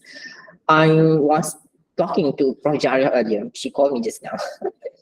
Prof, sorry to break the secret. But because I remember when she chaired my defense session, she was giving all these kind of inputs that would be very helpful to my work later on. And I can still remember until today, and my defense was like 50 years ago. So that is something like, you can still remember if the defense is good or if the defense is merely to attack you. I don't think there is a defense that is like, that is going to attack the students, no. But if you feel like as if it's an attack, that's the way the questions and answer sessions are handled. But as I've mentioned here, a defense is a platform for you to develop further as a researcher, number one. But not just as a researcher where you will add more information to your research skills, but also to train you to be more professional. The way you do the presentations, the way you engage with experts, the way you show yourself to the audience, all these kind of things would come along the way with your presentations. So you just have to stay focused, be open to feedback, and approach the defense as a valuable learning experience. I'm not going to lie to you. if I, when I say that my PhD journey or my master's journey has always been a valuable learning experience, no. There are certain times where I would feel my supervisor doesn't know what I'm doing. Not Rojalia, someone else. Or my supervisor is like always say that I'm wrong, or ada je tak kena, all these kind of things. It's like there are situations where I feel I'm right and the supervisor is wrong. There were situations, I'm sure each one of you would have the same kind of feeling, right? She would have kind of that moment where Jota Azannee ni ada je yang tak kena ataupun salah full pun nak bulatkan in the thesis and all this kind of things. So this is the kind of, it's normal to have this kind of feeling. But in the end, it's a learning experience. I am honest with you when I'm telling you, when I reflect back especially my PhD journey, I wish I never graduated, because it's really like a learning experience for me, and I started to see things more and more and more and more and more. And when the process ends, I'm like, oh, there's no more, like, this kind of feeling where I started to see things more and more and more. Because if you are really like eager to learn new things, then this is the kind of things that you wish to continue further and further and further. But somehow I have to graduate, because if not, then I have to spend my tuition fees.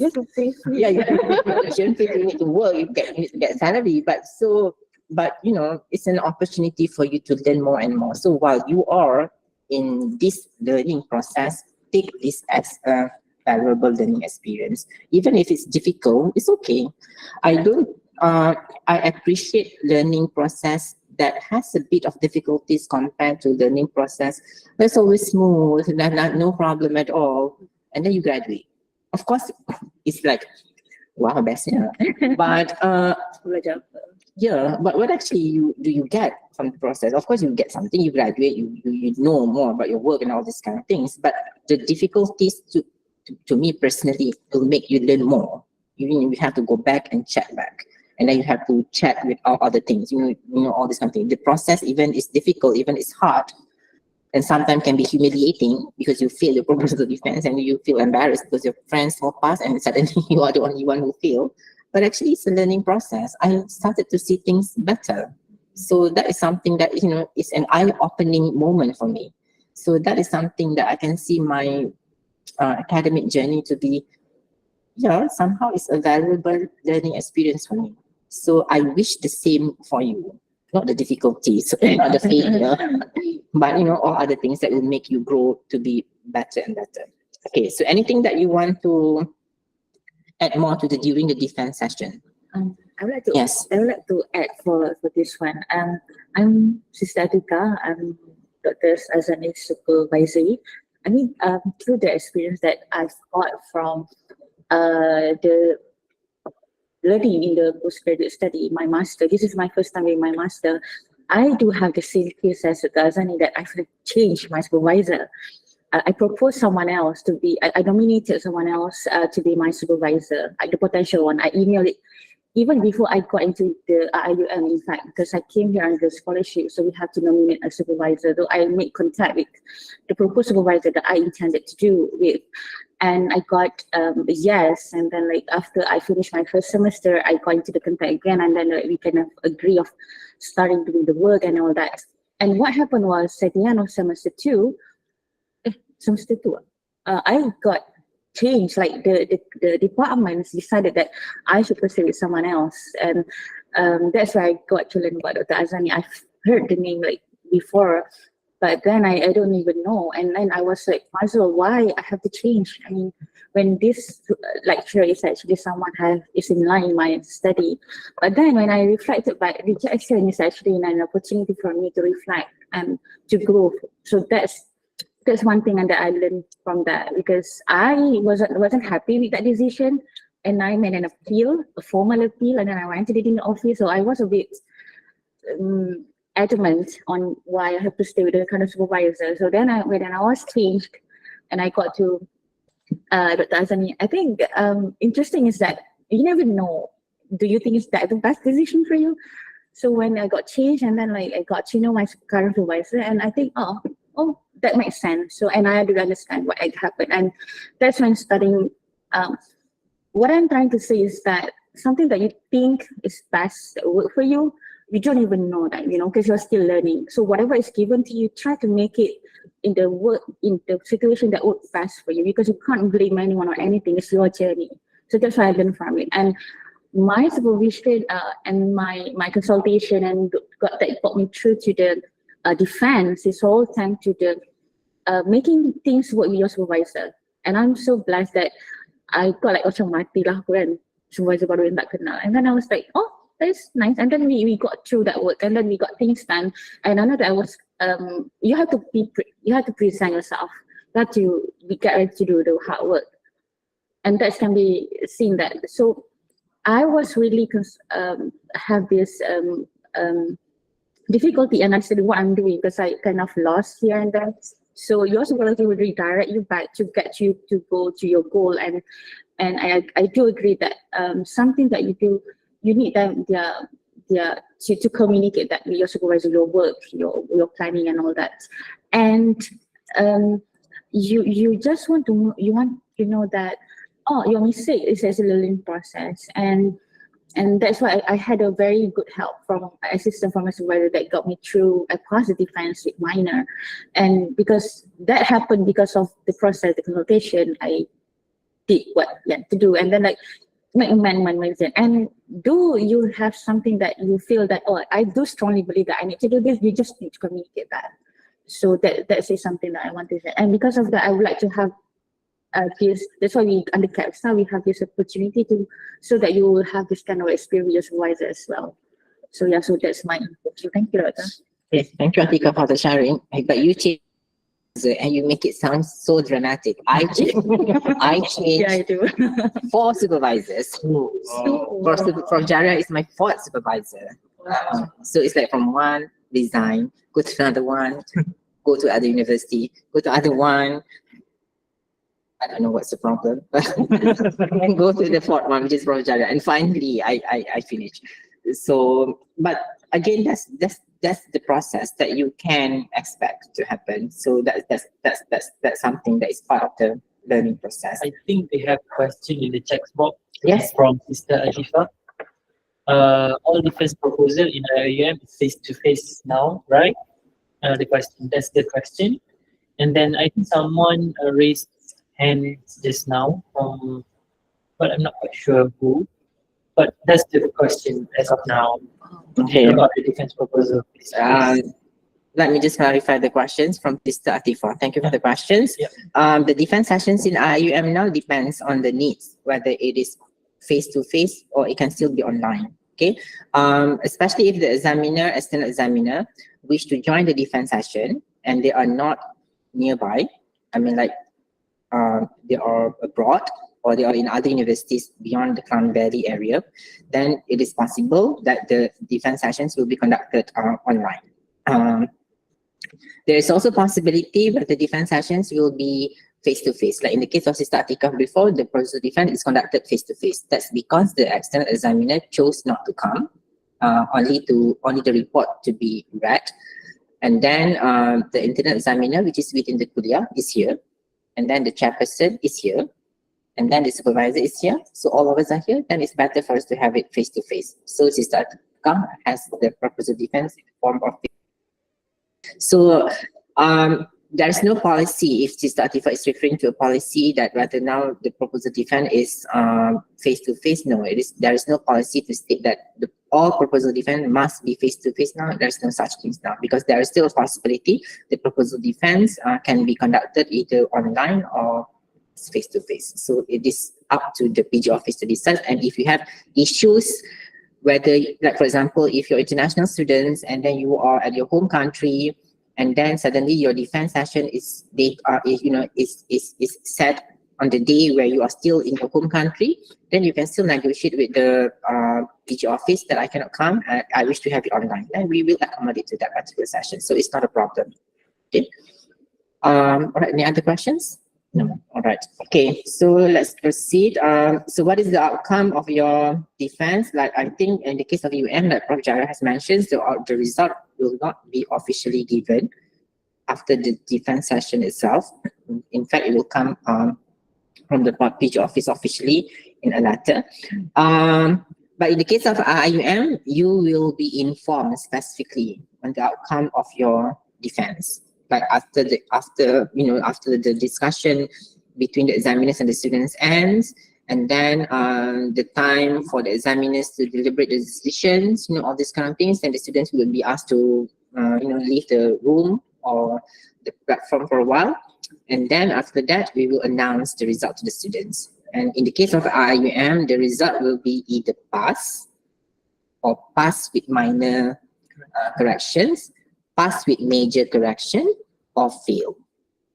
In the case of pass with minor corrections, you don't have to submit back the corrections to the PG office. It's just between you and your supervisor. But in the case of major corrections, you have to come up with a table of corrections that you have done this. So in the case of fail, then of course you have to redo your proposal defense. So that's the 4 situations that could happen or that could be given to you as part of the proposal, the outcome of the proposal defense. Okay, like in the case of Sister Atika before, she passed with minor corrections. So she doesn't have to submit the corrections to the PG office. I just have to check, okay, the corrections have been attended, and we discuss over the comments given by the examiners, and then we take into considerations for the work to be developed further. So that's okay. So I have a case of students in other university that inform me that I only want pass. I don't want minor, I don't want major, but more fail. I can't get pass. I think that's too ambitious. And number 2, also, it is not very good for you to have this kind of thinking. Okay, you have to be ready with the any situations or any outcomes to be given to you. So just expect what's best and just believe in your work. If you believe in your work, of course, the work is not perfect. Okay. So if it's not perfect, then of course you can expect some corrections to be given, or some changes to be made. So all these kind of things would entail either minor or major changes. So don't take it in a very negative way. Take it again as a learning experience. Okay, the work can be improved further. It's just an extension of a bit of time, or maybe just to adding a bit of work for you to come up with a table of corrections and all these kind of things. But that's again not really a problem. Okay. Doctor, I think we have second questions coming from Sister Nisa Manin. Is it compulsory to do pilot study for defense proposal? It depends on the nature of your work. I mean, it depends on the context of your research. If your research requires you to do, if you think the pilot study would help your study to be conceptualized better, then go for it. But again, it goes to your agreement with your supervisor. In my case before, I didn't report pilot study in my proposal, but I still passed. I mean, the second proposal defense that I have had. Even in my thesis, I don't have any sections that we call pilot studies. No, I don't have it. So I can say that in my thesis, I don't have any pilot study. And my sample will just be 3. I have only 3 as my samples. For my PhD, I did qualitatively. The area is language disorder, discourse analysis, language disorder, where I deal with, like the mentioned, cleft lip and palate fix. I went to their homes, I record their interactions with their family members, and then I transcribe, and then I analyze, and then I see their linguistic performance. So that we can say that, oh, these cleft kids have problems in this area, this cleft kid would not have problem in this area. So it's good for speech therapy, it's good for how they handle themselves in school, how teachers can communicate with them, all these kind of things, because helping them to grow better. I don't have any pilot study. My samples were just 3 samples, 3 patients. I still pass. So it is not I would say it is not a compulsory for you to have a pilot study, but again, it goes back to the context of your research. If you think it is necessary, then go for then justify why there is a need. If there is no need for you to do it, then just justify that there is no need. But I think Prof. Jara can answer this better if Prof. Jara is still around. Lagi. Professor is Prof, you want to add to that question, Prof? Do you have to respond to that, whether or not Tak tahu dah tak ada, because she told me she will. can you hear me? But, Can you hear me? she's Yeah. talking actually. Oh, Tak ada. Okay. I was just about to Ada. when you mentioned my name. Anyways, Ya ke? can you hear me? Dah tekan. Yeah. Prof, sorry, Prof, we cannot hear Yes, you. Prof. Okay, can you? Yeah, I think those online can hear me. yes. Right. So, right. Press the. Can you hear me? That's a bit of an echo. Yeah, I might. Can you hear me now? Yes, Prof. Okay. Right. I think the question, the question that was asked, was actually about pilot study, right? Whether or not there's a need to do pilot study and present it in your proposal defense. Okay, I agree with Dr. Azannee, because it all depends on the nature of your work and also the time. Yeah, because pilot study would take time, isn't it?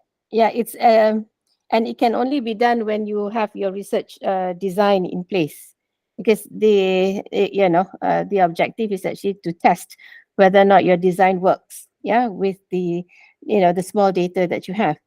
But the only thing is that if you decide to do pilot study, the sample that you use, it's only for the purpose of your pilot study. It cannot be included in your primary data. It has to be separate. Yeah, some students, they think that it's part and parcel of the primary research work, but actually it's not. So you cannot include the samples in your pilot study into that of your main PhD work. Yeah, it's just for you to test out whether or not the framework is you are able to apply your framework to the data set, that you have some findings, to the research questions that you have actually set. And pilot study will also help you in deciding whether or not the questions that you have, let's say in your questionnaire or in your semi-structured or structured interview, is actually workable. Because if it's not, say for example, the responses that you receive doesn't give you, doesn't help you, then pilot study will inform you of that and that you make necessary changes.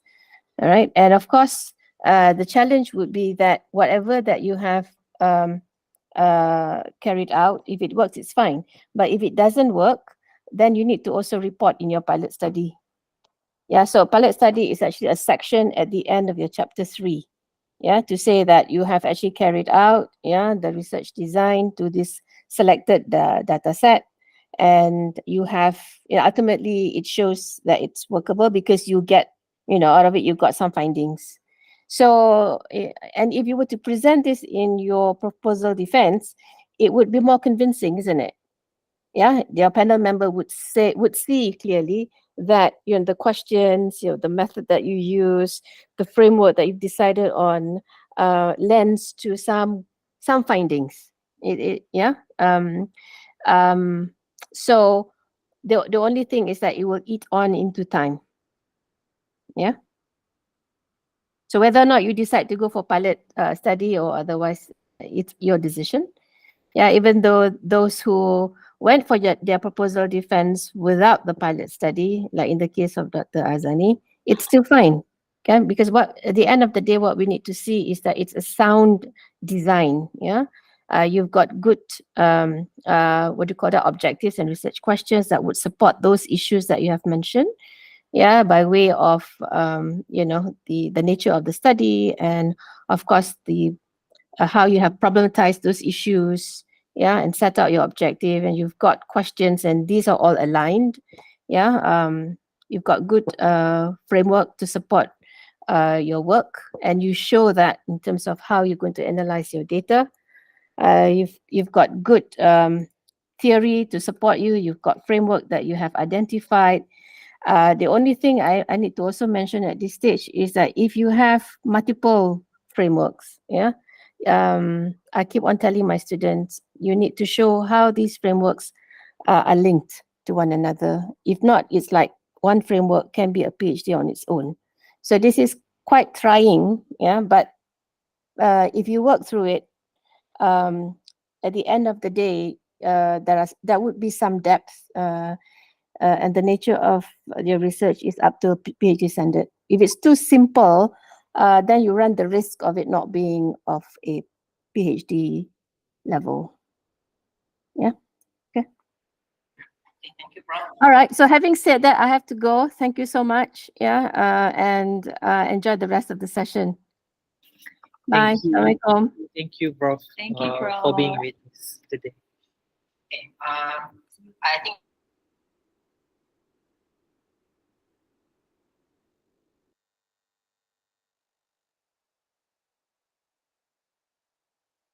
I think that the Azannee is muted accidentally. Okay, sorry. Okay, I remember before this when I received a number of proposed work, and then there's a section in the students' works that there's pilot study, even though it is not necessary. But I think this comes as a result of the students would just refer to previous works, and then there's pilot study sections. Then I believe I have to also do that. It's like compulsory sections. But actually, it's not. I mean, like, you don't have to follow previous works, or you don't have to follow your friends' subsections in the proposed works, because again, it goes back to the context of your research. So you have to know your own research before you refer to others. When you refer to others, it's merely for literature review or to get the problems and all these kind of things. But when it comes to methodology, you have to be able to justify according to your own research work. That's why in methodology, there's no, the number of citations is very minimal, because it's about you and your work. It's not about other people's work. It's about your own work. So in chapter 3, if you have lots of citations, then that's raised a bit of questions. So I noticed this, especially when I received a number of proposed work by students, and then all of them have pilot study, pilot study, pilot study. So it's against, like, I believe that this is because you just follow what others have been doing. So, and then if you see someone has pilot study, then I think I have to come up with the pilot study sessions first. But, you know, to conclude on these particular questions, basically it goes back to the context of your work. So if you believe that you want to do that, then it's okay. If not, then do it. But understand that it might take some time, and then it might add a bit of more work, because you have to get a new set of participants to test the instruments for example. So all these kind of things will entail more time to be spent by you. Okay. All right. So let's move on. After I think this, we have questions, which is quite, the next question is quite long. We have a question from Sister Isa. So here I have a question. I'm a PhD student from UMP. At UMP, usually students need to do proposal defense in semester 2. But in my case, I started my PhD in 2018, till now, because I had to change my title many times and forgot to do so.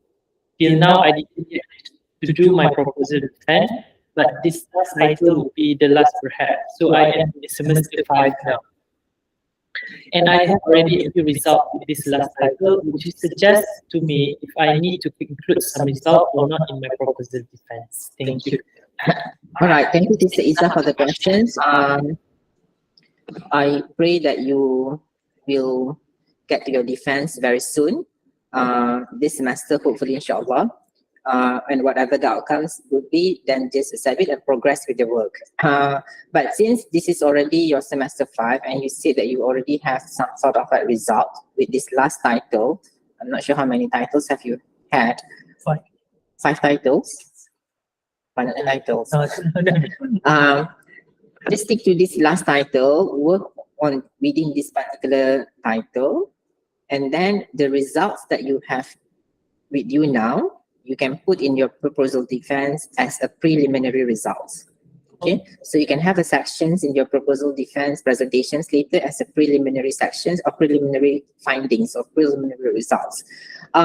This would be a bit advantage for you, because now the examiners would see that, oh, you have done a bit of data collection and data analysis, and then you have had a bit of the results to answer your objective. So that would be good.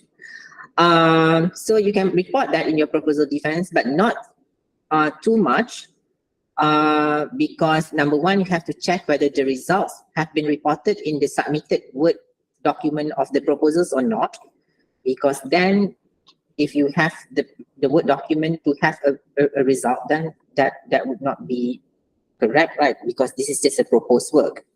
But let's say after you have submitted the proposal, and now you probably started to do some sort of a preliminary analysis, and then you have the result, then I would advise you to put it in the last sections of your proposal defense presentation as a preliminary result sections or preliminary finding sections. That would be okay.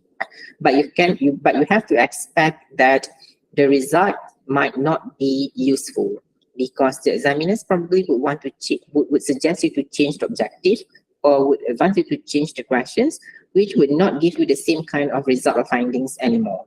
So that would be the issues. But I see no problem for you to include the result in your presentations if you wish to do so.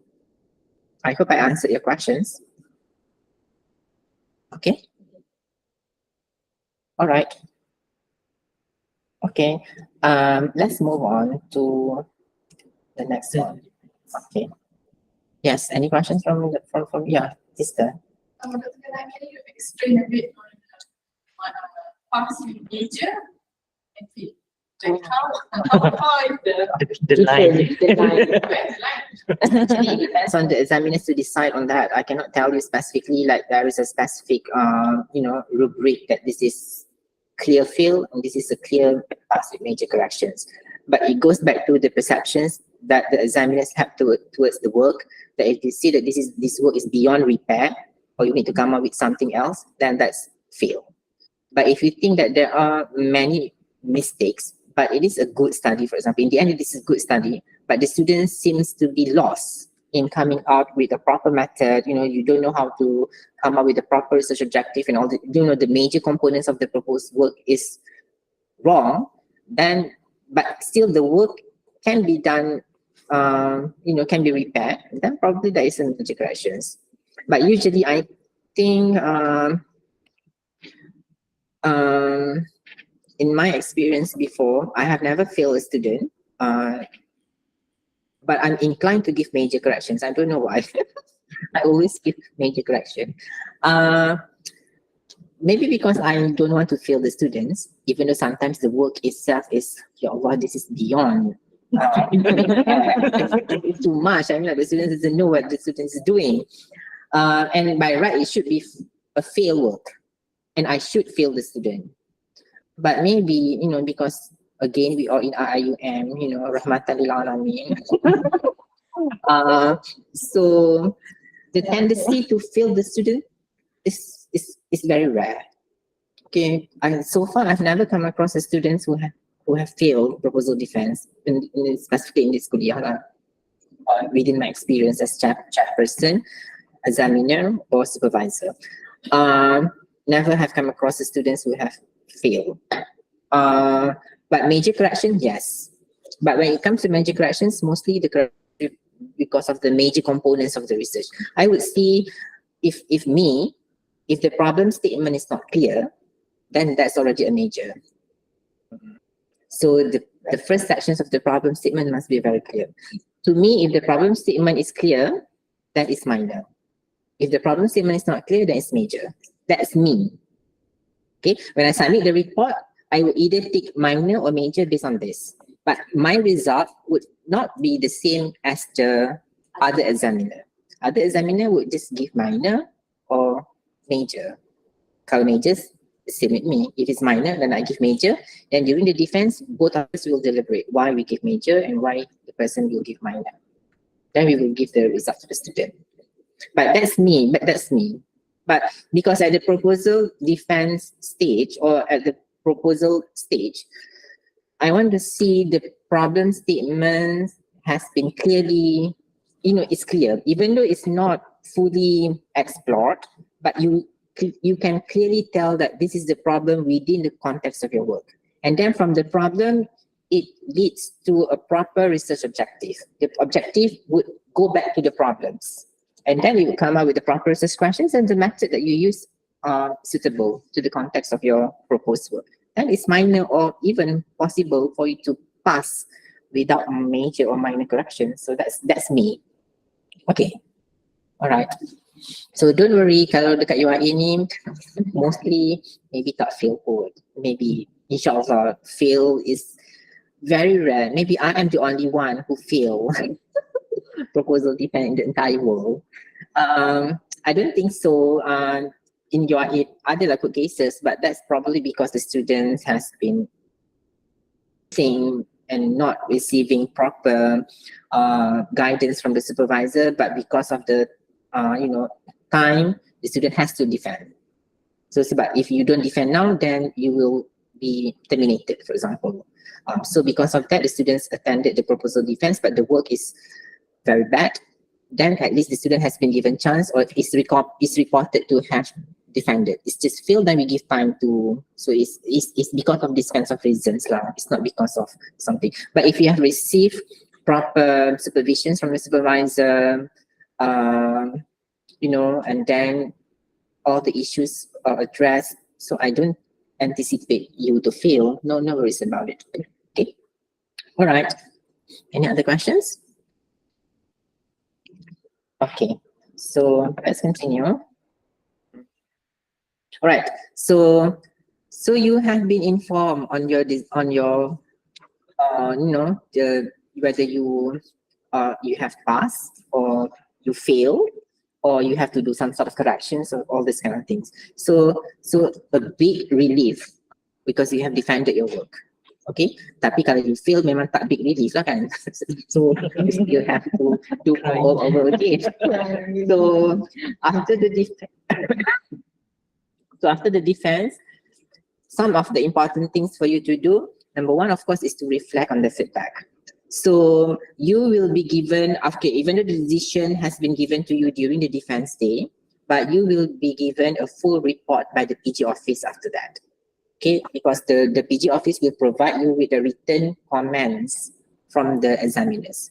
So that one, you have to wait for a few days because the submissions from the chairpersons, that has been verified, all these kind of things, you have to wait for a few days.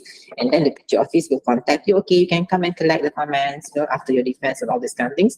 And then you can go and collect. It's very important for you to collect and then to go through the comments because you have to do a bit of reflection. Okay, so take some time to reflect on the feedback and comments you received during the defense compared to the notes have taken during the defense itself. When they give comments and then you have time to take notes, then that's okay as well. So compare and then consider the suggestions and criticism carefully and think about how you can incorporate them into your research or address any concerns raised. My questions to you, must you take all comments and put into your thesis? Yes or no? Discuss with your supervisor. Okay, even after you have discussed, you still have to include all comments or all concerns, everything the examiner says, you have to take it. It's like compulsory. Yes or no? No, it's not. Sometimes they suggest things to improve further, but it's beyond the scope of your research work. Like for example, you are only dealing with autistic kids, for example. But then they suggest, try to look also into kids with other neurological disorder. But this is beyond your scope and it's difficult for you to get the samples and all these kind of things, but you can put that comment in your recommendations for future study. For example, if you don't do anything, but rather you just incorporate them in certain kinds of sections. So it is not compulsory for you to include all comments or suggestions given by the examiners during the defense, but you can, whenever that you see to be okay and you can do it, then okay. But again, as Latika said earlier, discuss with the supervisor. Go through each one and see whether they are suitable or not. And then if they are okay to be to use as a point to correct or to improve your proposed work further, then okay. If not, then you can consider putting it somewhere else. All right, then after that, revise your proposal based on the feedback and recommendations from the committee. Make revisions to your proposal, strengthen any weak areas, clarify ambiguous points, and consider expanding on relevant suggestions. Aim to create a more robust and polished versions of your proposals. But in the case of RIUM, as I've mentioned earlier, if the decision is passed or passed with minor corrections, then you don't have to submit the proposal again. Okay, but in the case of major corrections, you have to submit the proposals together with the table of corrections and all these kind of things. So then that's a bit of work. But if you pass with minor corrections or pass, then you can skip these kind of things. You can proceed to preparing a thesis. Okay, so meaning that your proposal has been accepted with just some minor corrections required, but you don't have to submit to the PG office. But again, I'm speaking in the context of kuliah applications. Probably students in other kuliah might have, the PG office might have a different policy, because they want to see the evidence. Because in the case of for example, I'm telling from my experience again, after the proposal defense, you have candidature defense. After the candidature defense, you have seminar presentations where it's open to public. And after the seminar presentations, you have viva. So each of these stage happens at every year of your study, year 1, year 2, year 3, year 4, which is good to keep track on the changes that you've made. But in the case of IUM, I noticed once you submit your proposal, and then you get the decisions, and after that you are left roaming around the campus and come back for the viva. So it is possible after some years, you forget what you've done before, and suddenly you come up with the new things or something like that. So there's no proper checking. So I wish this could be corrected or to be revised, and probably. But again, between proposal defense and the viva, it goes between you and your supervisor. Okay, the supervisor plays a very important role to make sure that, or to monitor that your work is progressing as what has been suggested by the examiners before.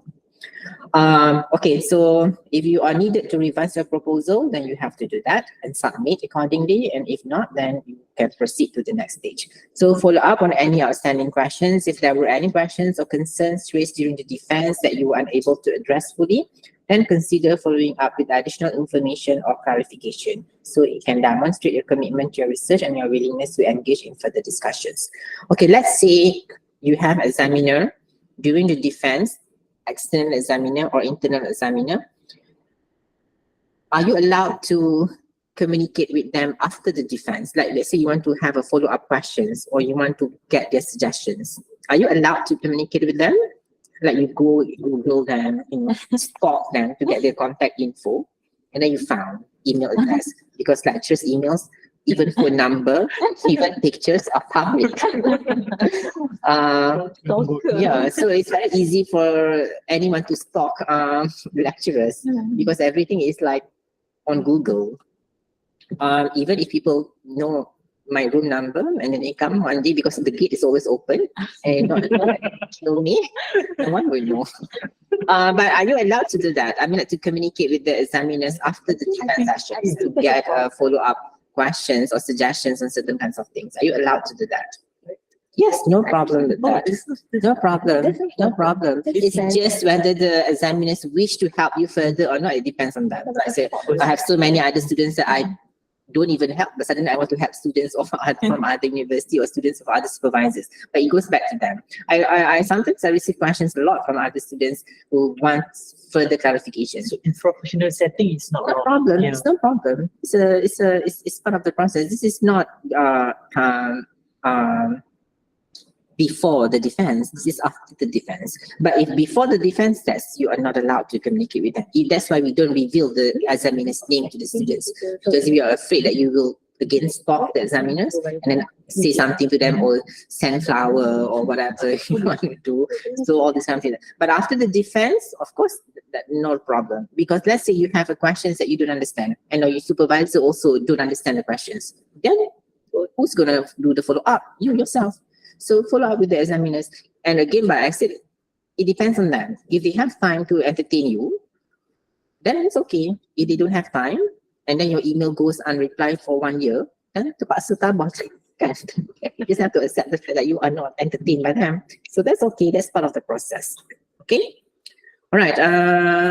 Okay. So that's about follow up on any outstanding questions, and then discuss the next steps with your advisor. So usually after the defense of your proposed works, what comes next is the data collection.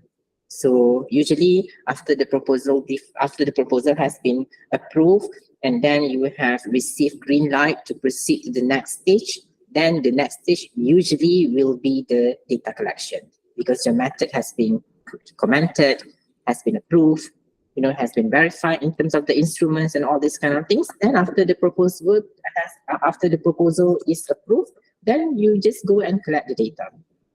And the data collection will take time, involve analysis, all these kind of things, ethical considerations and all these kind of things. So you should discuss the next step with your advisor. So schedule a meeting with your supervisor to discuss the outcomes of the defense and the next step in your research. You can provide guidelines in terms of, incorporating the feedback, refining the research plan, and then moving forward with your project.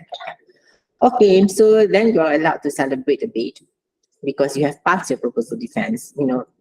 Many of us now make announcement in your social media. Saya dah tu. Kalau CEO tak ada lah kan. So you are allowed to celebrate, no problem with that. But then after that, you have to remember you have not finished. Okay, even after you have passed your viva, you can celebrate, but you are still not finished. You still have to do a bit of work. You can consider yourself finished once you receive the Senate letter. So until that time, you can have pre-celebration or half celebrations. After that, full-fledged celebrations, no problem.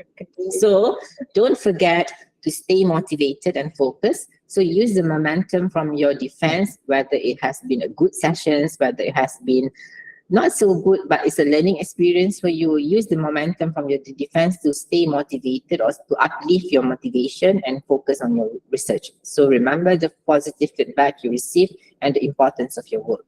I remember many of my defense, the early defense, have not been very nice experience for me in terms of I receive a lot of criticisms for my work. But I take it as a learning experience. I study each of the comments. So when I go to my last one, which is the viva is only not more than 30 minutes. And then they ask me, you don't have to present.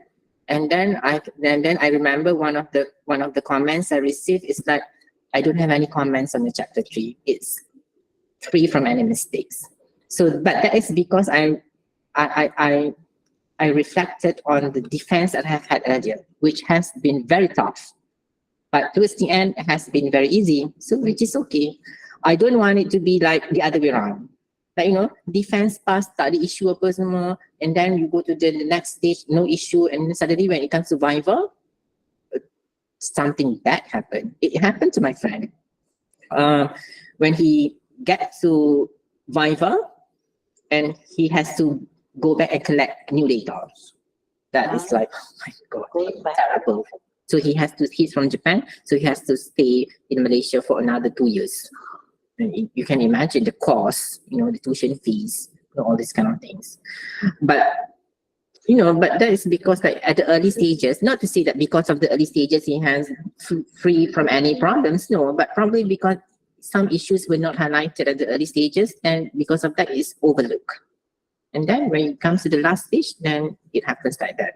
So I wish not for that, but I wish it's okay to experience the difficult parts at the early stages so that towards the end it's easy for you because you started to see things more clearly. So don't macam like,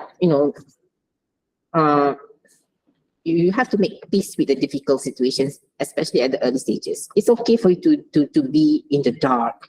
It's okay for you to feel that I don't know anything. It's okay.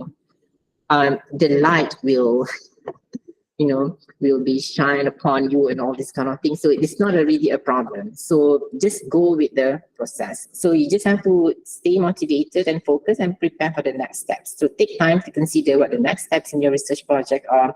Outline a timeline for data collection, analysis, and any other milestones you need to achieve. And then set new goals and continue moving forward with your research plans. Okay, so after the defense, remember the defense is just one step in the larger research process. You passing the proposal defense is just the first step. Okay, after that, you have a bigger one. So use the feedback you receive to refine your work and make it even stronger. But once you have passed your proposal defense, one thing that you should know about you yourself is that you started to see your work much more clearer. If you don't see that, then something is wrong with you. Because you pass, but then you don't see the work and you still don't understand what are you doing and all these kind of things, and that's a problem. But the proposal defense should be a learning experience, should be part of your learning process. And after you pass the proposal defense, regardless of what the outcomes, you started to see things clearly. If you don't see that, then I'm not sure how to help you. Okay, so stay committed and keep your eyes on the ultimate goal of contributing valuable knowledge to your field. So you have to proceed to the next stage, which is preparing your thesis. Okay, so my last word.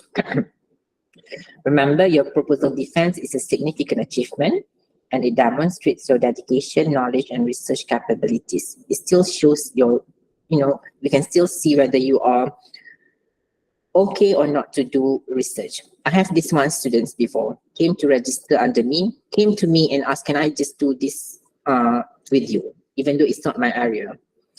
You know me because, if the student came and then asked me and all these kind of things, I don't have the ability to say no. Okay, even though I'm busy. But I see the student has no skill to be a researcher or to survive postgraduate study. This student, not he, slip of tongue. This particular student went to my friend before, and my friend said, tak boleh ni, ini biar awak hidup. You know what is biar awak hidup, right? It's like you carry the students around, but there's no progress at all. It's like it's a trouble to you. Because it's a trouble to you because the CPS will see what is going on with the students and say, what are you doing? And then my friend has suspected this earlier that the students cannot survive postgraduate study because the students does not show strength to be a researcher. Macam, tak tahu, nak buat research objective pun tak tahu, you don't know how to come up with research questions properly and all these kind of things. Even the simple mistakes that we don't expect you to do, these particular students will do. And then these particular students transfer from from my friend, and then the students approach me. And I was like, okay, I'm okay to carry biar awak hidup around. So I carry.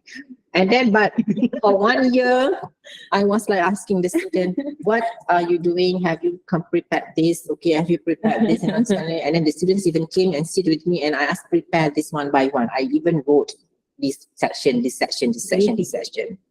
And they said, oh, I never know this. And then the students went back and never appear in front of me anymore, suddenly went missing until CPS sent email to me that the student has been terminated.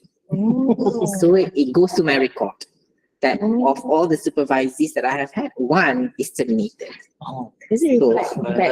So of course, people will question like, okay, why the students under your supervision is terminated? So how would you respond to that?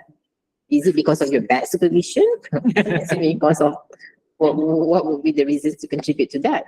So when you go and approach a supervisor, don't show yourself as a dialogue.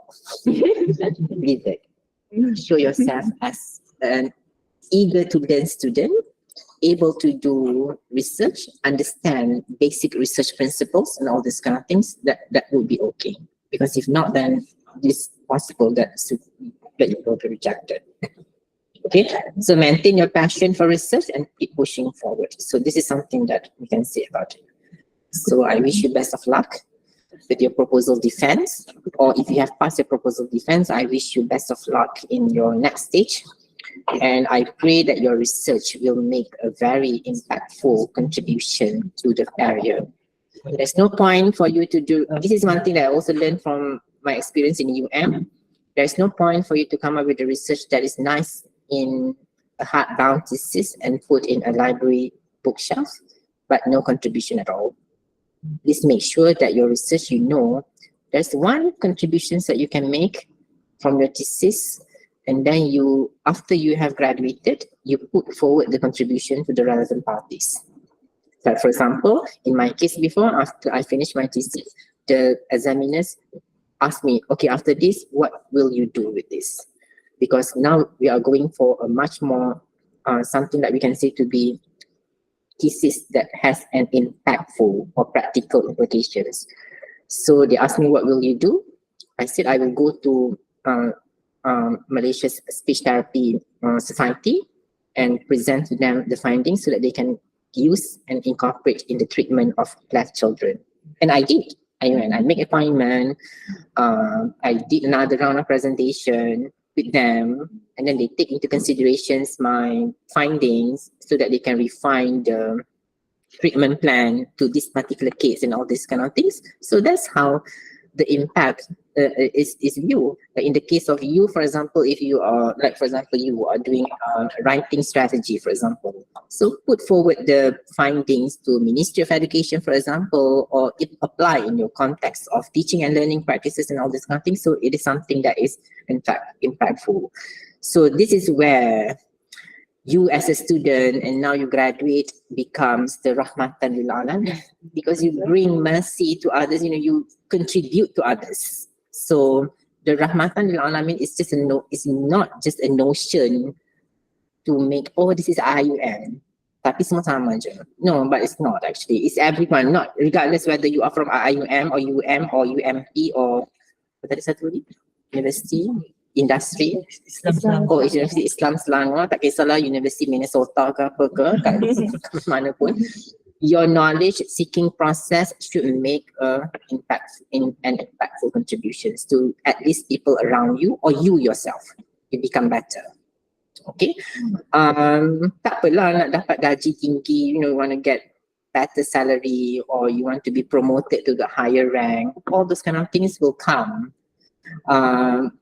Regardless whether you apply or not. Macam like for example, if you go to corporate, maybe you will be promoted to another higher rank positions.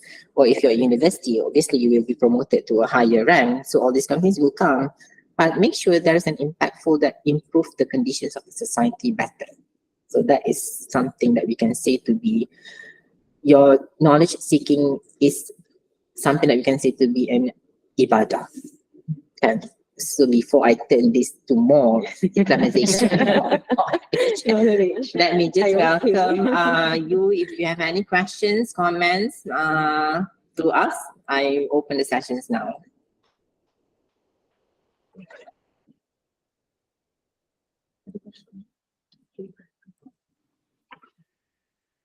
If anyone have any questions in this room or online, you can type them in the text box. I think we're good. Yeah. All right. Okay. So All right. So I think that's the end of the session. Let me just acknowledge the offer made by Jessica for me to speak. Yeah, ada soalan. tahu lah tak ada spirit. How to build spirit to do literature review specifically. Oh, you bomo. So do you use any AI apps or anything during your time? Because nowadays we have many actually to make learning easier. I do have apps during my time too. Oh, is it? Yeah. Okay. I graduated 50 years ago.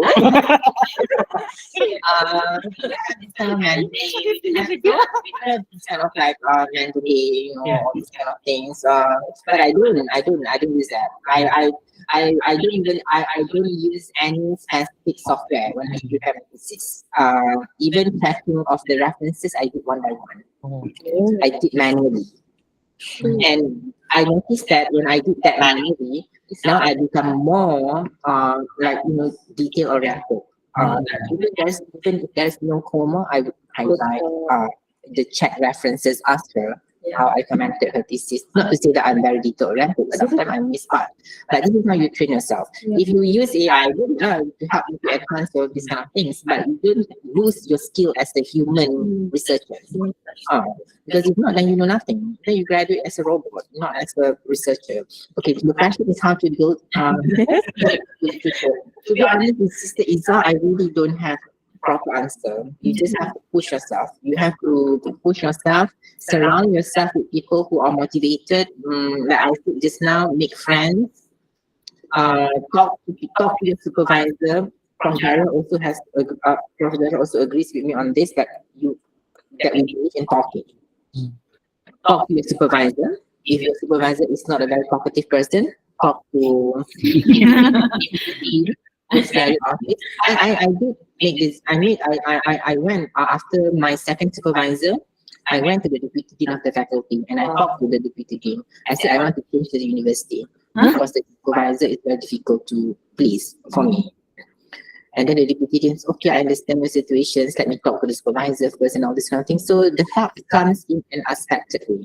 Because I thought when I talked to the deputy dean, being a deputy dean, she must be very busy. She doesn't have time to help me to improve the situation further. Actually, but that's their job actually.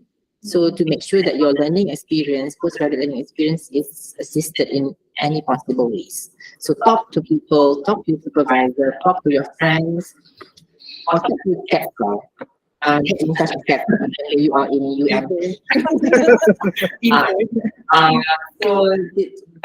But in the end, it goes back to you yourself. Push yourself. Why are you in this journey? It's you the one who made the decision to register yourself as a postgraduate student. So once you are here, finish what you have started. So you have no choice but just to push yourself. Okay, so no matter how difficult it is, you just have to keep stay motivated. So as a Muslim also, we are equipped with knowledge, like balik sembahyang, solat tahajud malam-malam, and all these things. This is also one of the efficient ways. Okay, so this is something that we can say about it. Right, another question is timeline to do proposal defense. How many semesters? If failed, what next? Usually in many universities, the general rules is the semester 2 you should defend already, right? After you have completed 2 semesters. If failed, then you expect an extension in your study. So that's something I can say about it. Right? Thank you so much for joining. Yeah, thank you. Yeah. All right. So I hope I answered all your questions. Sorry if I cannot answer your questions sufficiently. But you are more than welcome to contact me, especially if you are co-ed students. Yeah. Co-ed is co-ed student. Even if you're not co-ed students, you're also welcome to. Oh yeah, I remember you. I talked to you.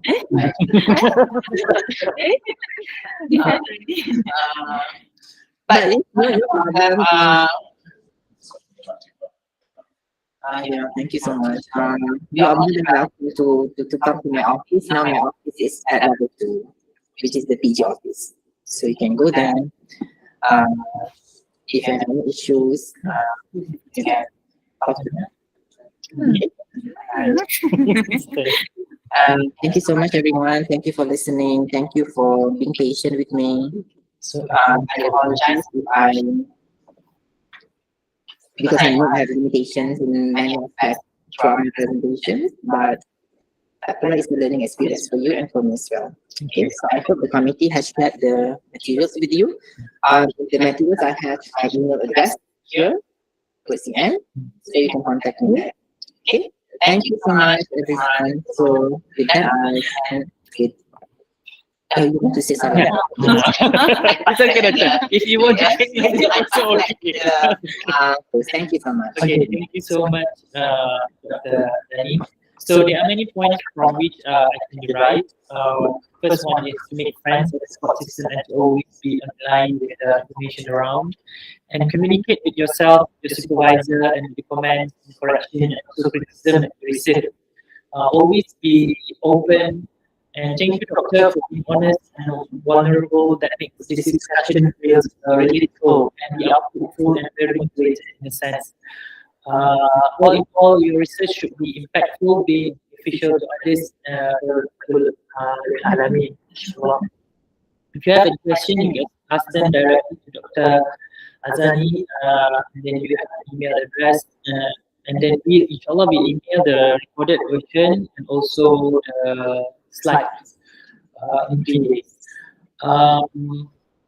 Do not forget to, in the meantime, please fill out the feedback form in the chat box, and the recorded session will be sent all of your emails upon the completion of your video. Thank you so much, everyone. We now have come to the end of the program. We'd like to express our utmost gratitude to our speaker today for agreeing to do this, and to all participants and everyone involved in this program. We apologize for any shortcomings on our end, and it is hoped that all of us have a good time and gain beneficial knowledge. Inshallah. Before we end, I would like to request a photo session from the people from this room and also everyone online to turn on the camera. So can we go in front? Yeah.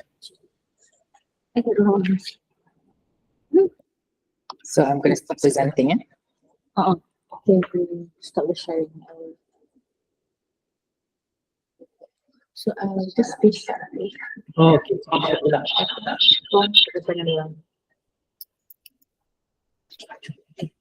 So let's. It's okay. I still have time to this. Can we stick with Macam mana tu? Itu sempat breakfast itu. No. Selalu ya, aku akan eat after this. Siapa yang ambil gambar? Saya. Okay. Dia kita masuk gambar. Kita tukang gambar dia. Aku. Yeah. So, they graduate. Okay. 1, 2, 3. Okay. One, 1, 2, 3. Okay. Selfie. Okay, selfie. Okay, Jack. All right. 1, 2, 3. 1, 2, 3. Okay. Alright, thank you everyone.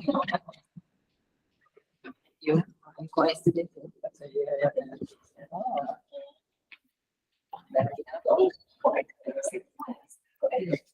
With that, we end our session today with the recitation of the State Al-Qur'an and Surah Al-As. How do I get the recording or we send for the picture? Assalamualaikum warahmatullahi wabarakatuh. Yeah. I will send it today. Thank you, Atika. Thank you, Brother Kamal. You are influencer. Apa tu? You are an influencer. Apa tu? Are you an influencer? Good boy. Kan ada macam scary. No, not really. This just so happened because I write books juga actually. Betul ni Lala anak jumpa you tu. Influencer. Yeah. You're currently heading the website. Yeah. Yeah. Betul, you change. You dah jadi dah. Thank you, brother. Thank you. So nanti I want to talk to you about something because I want to, one of the things I want to do is speech language. Boleh. Nanti I can Boleh. Kalau ada program or anything you want, because I will be by. It's just not about the program actually, because one of the comments from audits that we have done for the PG program is there's no PG lounge. PG lounge is actually a requirement for university that offer PG program to have a proper PG lounge. Kita ada PG lounge, kita ada bilik PG lounge, tapi tak utilize. The group is very bad. Thank you so much. What is the name again? Why? Anything, just maybe you have anything.